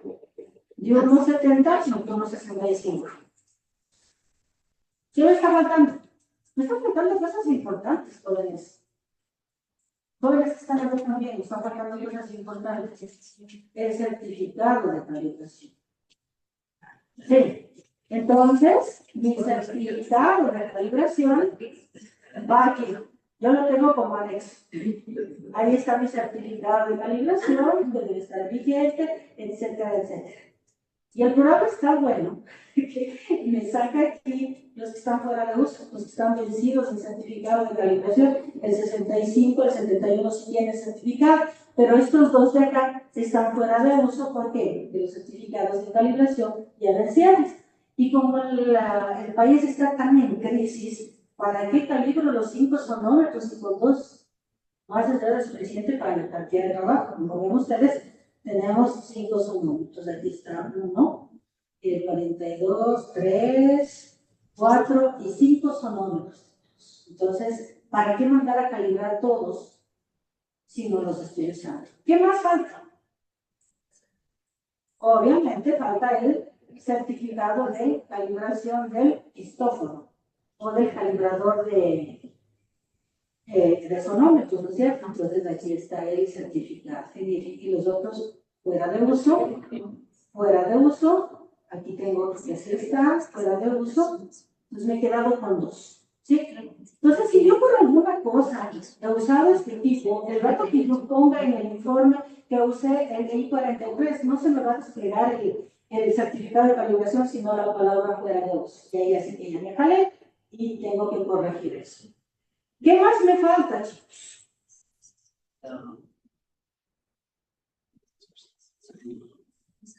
El croquis de ubicación de los puntos. ¿Sí? Entonces aquí está el croquis de ubicación de los puntos y ya lo hemos visto en la hoja de campo. ¿Sí? Y hay una serie de notas que nos pide la norma 17.025 por él. El laboratorio se responsabiliza de las medidas realizadas. Ya mismo no la medida. Ya está listo. Se responsabiliza exclusivamente de las medidas realizadas. El resultado se refiere únicamente a los ensayos en los días indicados. No sé si ustedes se fijaron, pero en el informe decía arriba fecha. ¿A qué fecha corresponde? Prohibida la reproducción parcial o total sin el permiso escrito del laboratorio. O sea, por eso yo no les puedo dar nada, les estoy indicando para que aprendan cómo se hace, pero no les puedo dar nada escrito. Sí. ¿Quién autoriza? Yo mismo. Para darles por escrito y ahorita no me autoriza. Entonces, en este punto, en el caso de que el cliente requiera alguna conclusión, recomendación a partir de los resultados, solicitarlo al cliente, porque este es un informe de ensayo y los informes de ensayo no pueden incluir nunca ni conclusiones, ni recomendaciones, ni interpretación del dato. Entonces, si a mí me pide el cliente, yo estoy en la obligación de darle, pero en un informe aparte que no tenga el logo de acreditado. ¿Le vieron el logo de acreditado? Estaba en la página de acuerdo. La comparación con los límites máximos permisibles de la normativa se encuentra fuera del alcance de la administración. Para que el municipio no me diga, ¿y usted por qué le está diciendo que sí cumple o no cumple? O sea, yo le doy el dato, pero no es oficial. La información de los resultados del informe son confidenciales, sin embargo, dejan de ser confidenciales y pueden ser divulgados en virtud de una orden judicial o a pedido de la autoridad competente. Sí, yo aquí he pedido permiso para pasarles el día. Esto es a Fabrival. Fabrival es una empresa súper cumplidora de la ley, súper cumplidora. Yo les encontré, sí les conté a ustedes que fui a una reunión en donde hicieron el plan estratégico de sostenibilidad del país. Y entonces en la mesa estaba en representación de la industria justamente Fabrival y otra señora que estaba de cables. Había un representante del marketing y otra representación de la academia. Entonces esta empresa es muy abierta a que se conozcan las cosas que ellos han hecho, porque han hecho muchas cosas en pro de tener un mejor ambiente. Yo recuerdo la planta de acá, o la Eloy del Faro, casi al final del Faro, ahora ellos están en la zona industrial de Quito, en Tulcach, y tienen unas muy buenas prácticas ambientales. Sí, empezando que el trabajador se vaya 3 veces al día. Llega y se vaya. Para ir a almorzar, se vaya. Y para salir a la casa, se vaya, por el tema propio. Sí, y siempre están protegidos por el tema. ¿De acuerdo? La información proporcionada por el cliente y que puede afectar a la validez de validez de ensayos es exclusivamente responsabilidad de esto más nos preocupa en lo que es tema fuentes fijas de combustión, porque a veces nos da mala potencia, mal el consumo de combustible y se va fuera de la norma y ni culpa o su medio será. Sí, entonces por eso se ponen esas notas. Está la fecha de entrega del informe y para de contar. Este es un informe que cumple con todo lo que se requiere. Entonces yo voy acá, al inicio, se puede tener uno que se inició. ¿Y qué hago? Le exporto a PDF. Y aquí no se exporta. ¿Por qué no se exporta aquí? Ah, ya sé por qué. ¿Por qué no se exporta aquí? Porque esto está en una carpeta del laboratorio que se llama Materiales de Ecuador y está direccionado para que se guarde el PDF que es en ninguna otra más. Sí, entonces ahí. Entonces miren todo lo que puedo hacer, ingresar los datos, las operaciones. O sea, esto les da una idea. Este chico hizo este programa cuando estaba en, qué sé yo, tal vez quinto, sexto semestre. Entonces, miren chicos que podemos hacer. Sí. Nosotros no lo hemos cambiado. Y yo, como ya les he dicho no sé cuántas veces, soy de la soy de la generación de hace rato. Entonces, ustedes estamos oyendo. Entonces, como yo soy de la generación de hace rato, entonces yo no manejo muy bien, pero ustedes son muy buenos en este tipo de temas y por lo tanto pueden hacer cosas como esta de combinar de situación por todo el mundo. Entonces, finalmente, para el control de calidad de ensayos, para garantizar que el ensayo está bien realizado, nosotros tenemos algunos controles de calidad. La primera es lo que intenté hacer ayer y no me salió. Verificar el sonómetro. ¿Por qué no se le verificó el sonómetro? Le atribuimos a dos cosas. La primera es que yo le abrí para indicarles el micrófono y el rato que le cerré no le he cerrado bien, estaba un poquito abierto. Y como estaba un poco abierto, ¿se acuerdan que les dije no embona bien? Entonces esas fueron las circunstancias por las cuales no pude yo verificar, pero mañana van a ver aquí cómo hacer la verificación, no solo de un sonómetro tipo 1, de pronto les traen hasta un clase 0, porque Jorge dijo, ahí está el Jorge, dijo que iba a traer uno para armar la estación abajo e indicarles la estación, cómo se arma, de las que estamos usando ahora para hacer los mapas de ruido de equipo. Sí, entonces eso podría venir. El valor, o sea, aceptar un valor de calibración, el primero es ese. El segundo es aceptar un valor de calibración que sea con una diferencia máxima de 0,3. Eso está en la ley. No sabemos por qué pusieron eso en la ley, pero así está, porque 0,3 es bien bajo. 0,3 es bien bajo. Como yo les decía, nuestros equipos son calibrados en México, Querétaro, que es a nivel del mar, y para llegar a Quito, tenemos que hacer esa corrección con la altura. ¿Por qué? Porque aquí hay menos presión, hay 540, allá hay 760. Entonces, aquí no marca nunca 14, marca clase 7, clase 5, clase 6. Sí, entonces hay que calcular eso, ¿no es cierto?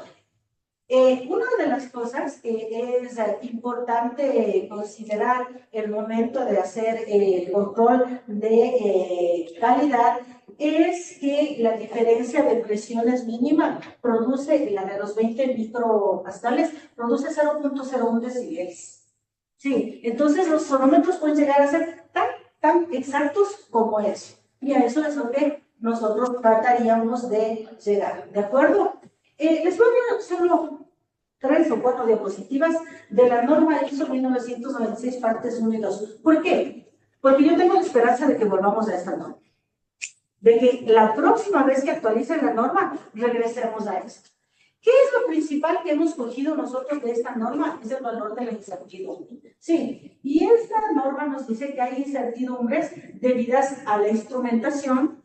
Entonces, el sonómetro, como yo les decía, puede medir de 1 en 1 decibeles, de 0,1 en 0,1 o de 0,01 cada uno. Sí, entonces dependiendo de cuál de los tipos tenga yo, voy a asignarle la incertidumbre. Normalmente la incertidumbre es el valor dividido para la raíz de 3. O sea, si tengo uno que mide solo con números 1, 2, 3, será 1 dividido para raíz de 3. Si mide 0,1 decibeles, 0,1 para raíz de 3.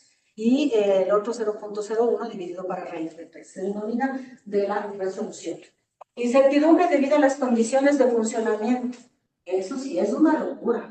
Porque como les digo, dice que si el suelo es rugoso, tengo que poner 0,5. Perdón, si es suelo rugoso, tengo que poner 1. Si es liso, tengo que poner 0,5. Si es grava, o sea, todo eso afecta a la exactitud de la medida. ¿Sí? La incertidumbre debido a las condiciones del suelo y el clima, ya les mencioné, las del clima, ¿qué es lo nuevo en la 96? En esta norma, el tema de la nubosidad. Sí, y de hecho, hay ahora, espero que ahí que me estás oyendo, Jorge, no nos metas en esto, que no nos hagan comprar equipos para medir nubosidad. Porque hay otros países en los cuales ya van, abren el equipo, es una cosita como un horno, le ponen ahí en una parte alta y ya les dice cuánto de nubosidad hay y si se puede o no se puede medir.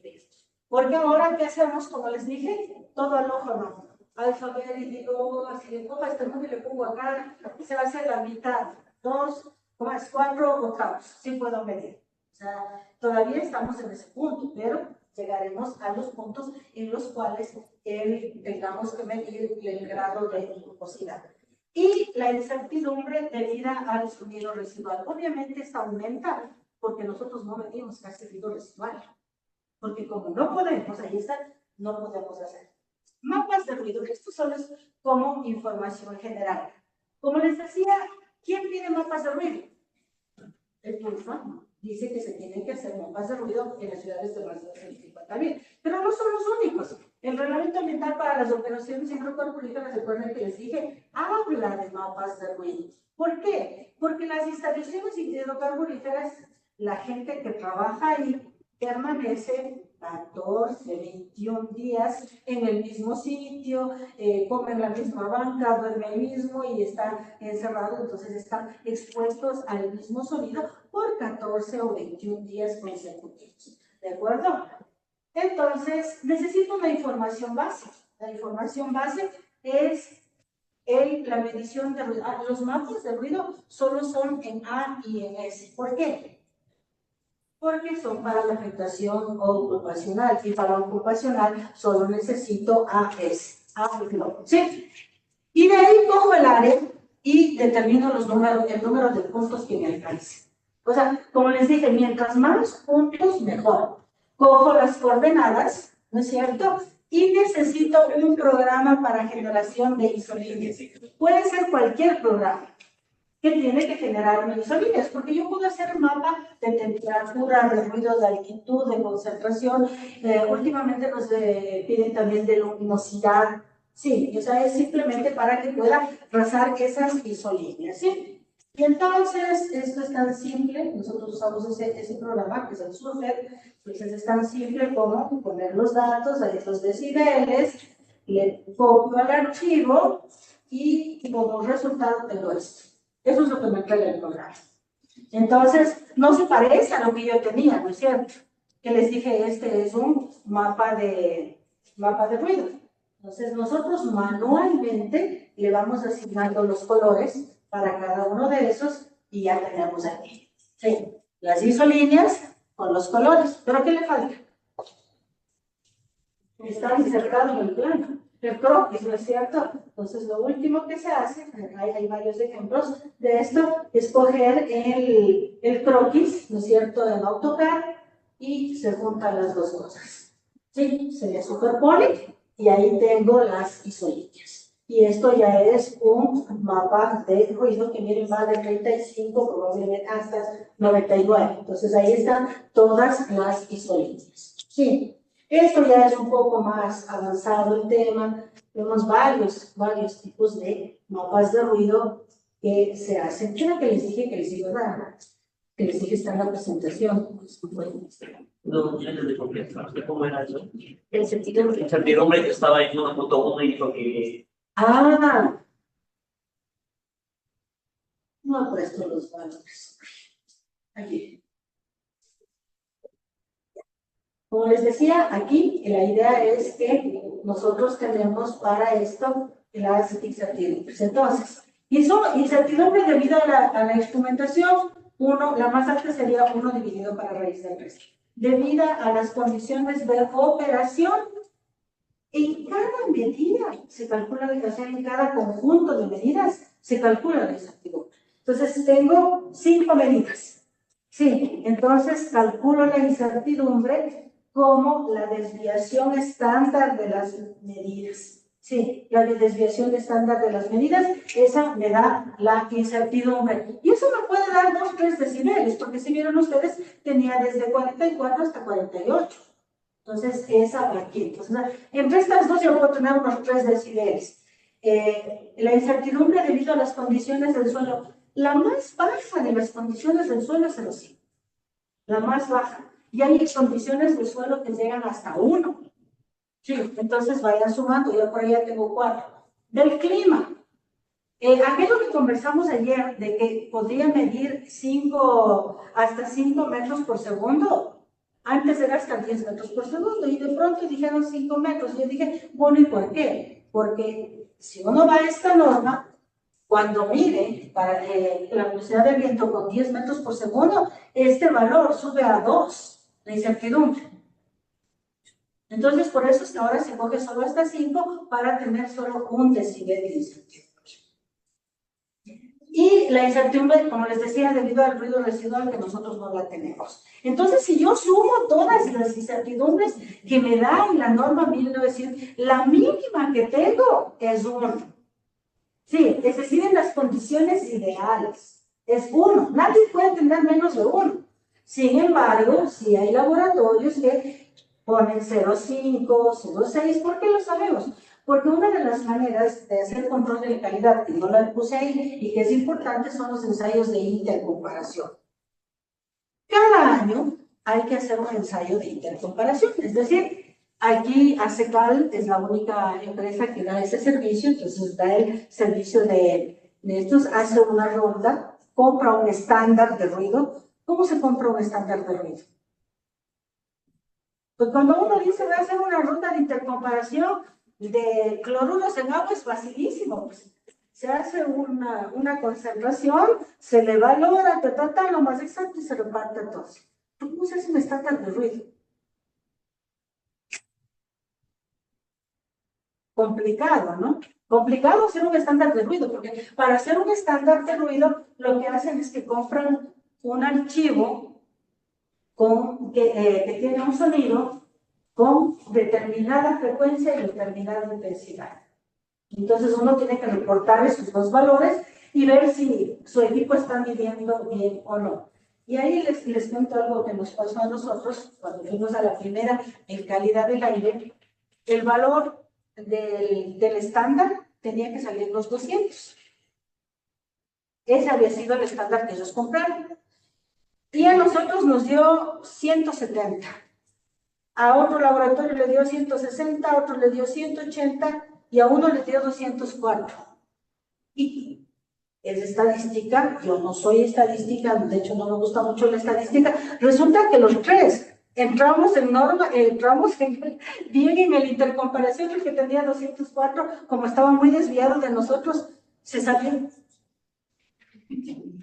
Así es, o sea, y ese es un ensayo de intercomparación. A mí me pareció chistosísimo porque cuando fuimos a hacer un ensayo, decían, le oía, le escuchaba al organizador, es que ninguno llega a 200, es que ninguno llega ni a 200.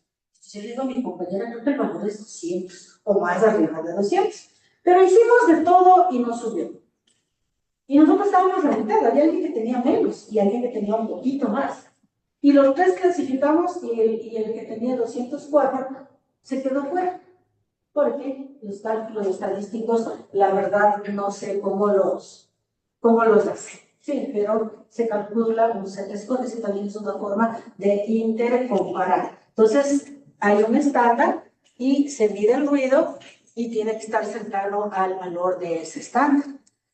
O la otra, agarrar la radio, prender la radio y todos medimos al mismo tiempo.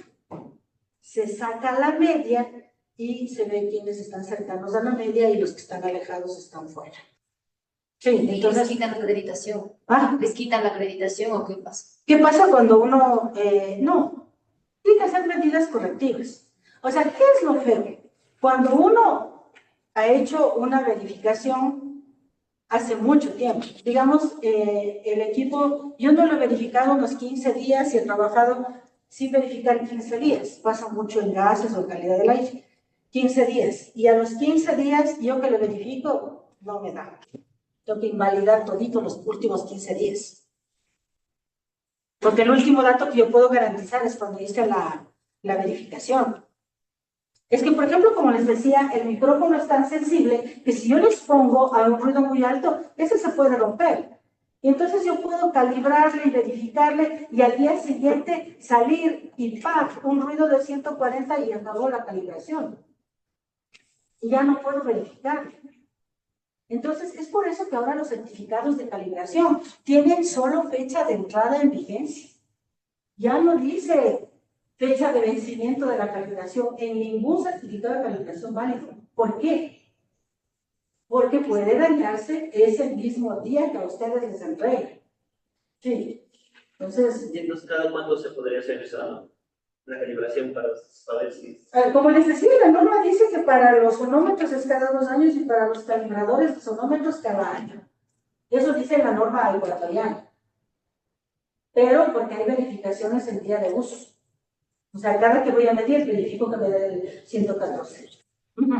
Si no fuera así, ajá, porque por ejemplo los equipos de emisiones, eso se calibra, eso se verifica cada 15 días y se calibran igual cada año. Sí, pero por eso les digo, si se calibra cada 15 días y llego perdón, se verifican cada 15 días, llego a la verificación y me da mal, significa que tengo que volver a repetir todos los ensayos de los últimos 15 días, porque no sé cuándo se dañó.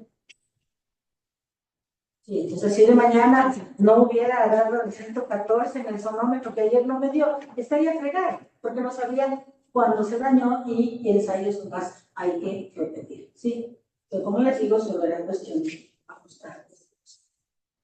¿Dudas, preguntas? Jóvenes que están en virtual, ¿dudas, preguntas? Si no, damos por concluir. Una pregunta, pero yo creería que ¿cómo es una forma de elección muy subjetiva? O sea, yo no le validaría, por lo que tiene mucho que ver quién esté, o sea, a quién le afecta, a quién está escuchando, quién está viviendo, quién está sentado en o sea, quién es el que aprueba todo eso. Pero es que para eso están los controles de calidad. Es que sin un programa de aseguramiento de la calidad, usted no puede acreditar. Sin hacer las verificaciones todos los días de uso, sin hacer la calibración, o sea, eso garantiza el uso del equipo sin las capacitaciones, porque tenemos un plan anual de formación que tenemos que seguirlo todos los años para que haya por lo menos una charla de ruido durante el año para que puedan refrescar sus conocimientos, etcétera. O sea, si fuera solo el ensayo, es como hacer un ensayo de pH. ¿Cómo hago el ensayo de pH?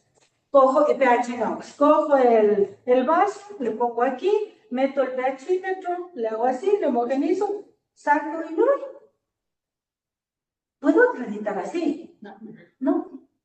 Tengo que calibrar el pHímetro, tengo que verificar el pHímetro cada día de uso, calibrar en 4, 7 y 11, ¿no? 4, 7 y 11.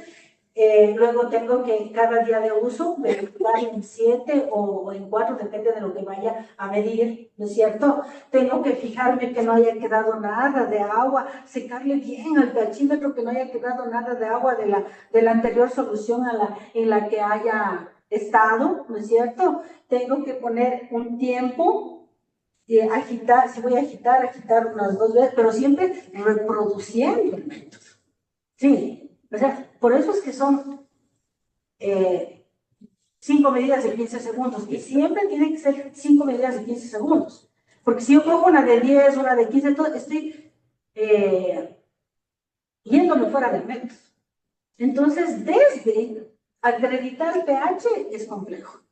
O sea, no es solo eso, porque tengo que tener un procedimiento escrito, tengo que tener unas discusiones del procedimiento, o sea, acreditar un método implica un proceso largo, complejo y costoso. Y sobre todo es mucho compromiso. Porque si la gente no está comprometida con el sistema, va, prende el pHímetro, le pone y le deja ahí y dice tanto de pH. Sí, porque calibrar al inicio, medir el pH. Calibrar, ¿cómo es? Verificar al inicio, medir el pH, verificar al final y dejar todo en más. Sí, y no puedo tachar la hoja, tengo que estar solo haciendo una liñita y sumillar. O sea, manejar un sistema es bastante complejo. Y es la única manera de garantizar. ¿Qué pasa con el ruido? Hay demasiadas variables. Hay demasiadas variables y demasiadas variables que nosotros no podemos controlar. Tipo de piso, tipo de suelo, condiciones meteorológicas, sí, temperatura, humedad, velocidad de viento, ahora nubosidad. Entonces hay demasiadas variables que no dependen de mí y que si las siguiéramos a rajatabla, no dirás que dije esto, Jorge, si las siguiéramos a rajatabla, casi nunca podríamos medir. Porque si no es una cosa, es otra. Sí. O sea, uno llega y 5.5, ¿no? La velocidad del viento, se fregó.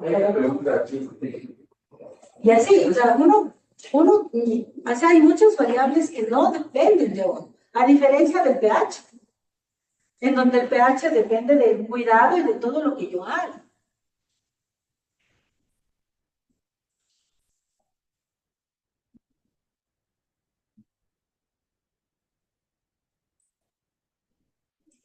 ¿Cómo influye la altura y la distancia? O sea, mientras más lejos mida, más incertidumbre de medición voy a tener. Porque si mido más cerca, el valor se va a acercar más a lo real. Y en altura, lo mismo. ¿Por qué? En altura es un poco más complejo porque la radiación electromagnética va así y choca acá abajo. Y yo estoy midiendo más arriba. Entonces, probablemente la lectura que yo tengo ya es una lectura atenuada.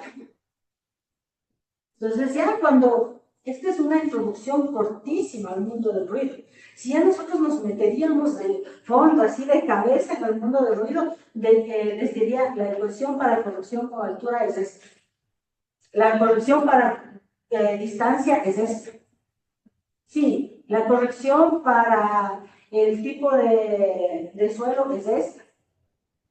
Porque sí hay maneras de bajar la incertidumbre, pero son bien complejas. Bien complejas. Si de por sí el ensayo es complicado, imagínense si nos ponemos a rezar toda la 1996 ultravioleta kilos. O sea, por ejemplo, en Europa, un ensayo de ruido ambiente en un punto, en Canadá, tengo el dato más real que me lo dieron recién, un punto de ruido ambiente cuesta alrededor de $1.500. Un punto. ¿Cuánto cuesta aquí? 35 los chicos laboratorios que hay en día. Si ya tienen un buen laboratorio, 60, 70, 80, depende del laboratorio que tengan. 35 no cubren ni la gasolina del punto de medición. Sí, pero el problema es que todos estamos acreditados. Que el SAE acredita leyendo un procedimiento. Y aquí voy a hacer un chisme un poco fuera de foco. Cuando el CITAM acreditó ruido, la persona que acreditó que estaba encargado de ruido era una chica que fue mi ayudante y luego trabajó conmigo, María José Lobato. Y la noche anterior a la auditoría le dijeron, tome, lea este procedimiento de ruido, usted va a hacer ruido mañana. Y le dijo, no, si yo nunca he visto ni un sonómetro, o sea, no tengo ni idea de lo que me están hablando. No, tiene que hacerlo. Y claro, ya era como las 10 de la noche, estaba igualando documentación. No somos el único laboratorio, todos igualamos documentación. Entonces, ella llegó a la casa, se leyó, prendió el sonómetro, y el otro día dijeron, a ver, vamos a hacer la testificación de ruido. Y todos le empujaron a ella, prendió el sonómetro, hizo lo que pudo. Obvio, les pusieron como 6, 7 no conformidades, pero eso se puede salvar. Porque de ahí a uno dice, me pusieron que no mantuve la distancia. Voy a mantener la distancia, y ellos mismos ya le dicen de los pasos que tiene que seguir. A los 2 meses el CICAM estaba acreditado de la auditoría. Entonces, no es que el estar acreditado garantice que uno haga un buen ensayo, bajo ningún punto. ¿Qué garantiza? El aseguramiento de calidad que uno tenga, la experiencia que uno tenga, es lo que más pesa. Porque yo veo, mis compañeros fueron recién a hacer un ensayo de intercomparación en la estación del SOT con otro laboratorio. Y vinieron asombrados, porque ellos se demoraron 3 horas en hacer el ensayo. Cuando se reza el procedimiento, son 3 horas. Y el otro laboratorio subió y bajó a los 25 minutos. Y nadie están acreditados. Y nadie, absolutamente nadie les dijo, se demoraron tan poco, si el ensayo, solo el ensayo dura 1 hora. De ahí armar el equipo, en el OCP, perdón, que tiene chimeneas de 47 metros, 40 metros, etc. Demora horas. Entonces, siempre he dicho, y lo que le he dicho en la cuenta del SAE, el sistema de acreditación ecuatoriano, ustedes, porque ustedes son los que acreditan con cualquier cosa. Entonces, pues si llegaron al colmo, porque a nosotros nos auditan igual, a de decirnos un día, les decíamos, o sea, nos han auditado tantas veces este procedimiento y siempre nos ponen en conformidad y dice, sí, es que como ustedes están dando tanto tiempo, entonces a ustedes les toca venir a verles, pero todo. Los pobres, así, los pobres que recién empiezan, a ellos se les revisa así nomás. Palabras del auditor del sábado. Entonces, ese es el. No trabajen en chicos laboratorios, trabajen en laboratorios buenos. Porque, por ejemplo, a mí viene alguien y me dice, hice práctica en tal laboratorio, no, muchas gracias. Sí, porque cogen ya cosas que no deberían. Sí, entonces cojo el cachímetro y agarro y ta, ta, ta, ta, ta, ta, ta. 10 muestras de pH acabé. Sí, no, enjuago, seco el electrodo, vuelvo a verificar, vuelvo a medir, etcétera, etcétera. Sí. Entonces, sí es complicado, o sea, no es fácil. Es el Jorge que va a venir a dar mañana. Dice, buenas tardes con todos. Para el componente práctico, debido a la cantidad de instrumentos disponibles, se sugiere repasar lo avanzado hasta en el momento, ya que se realizarán preguntas para seleccionar las personas que van a operar los equipos. Sí, entonces me dan un filito ustedes para que operen los equipos. Y como les digo, traten de decirles a sus compañeros que los que pueden vengan mañana, porque lo que yo hablo, eso sí lo puedo repetir varias veces y todo eso, pero el uso del equipo en sí, eso lo van a ver mañana nada más. Listo, muchas gracias a todos los presentes y a todas las personas que están en virtual. Nos vemos el día de mañana, como les digo, aquí, de ser posible, para poder culminar con la parte práctica. Buenas noches.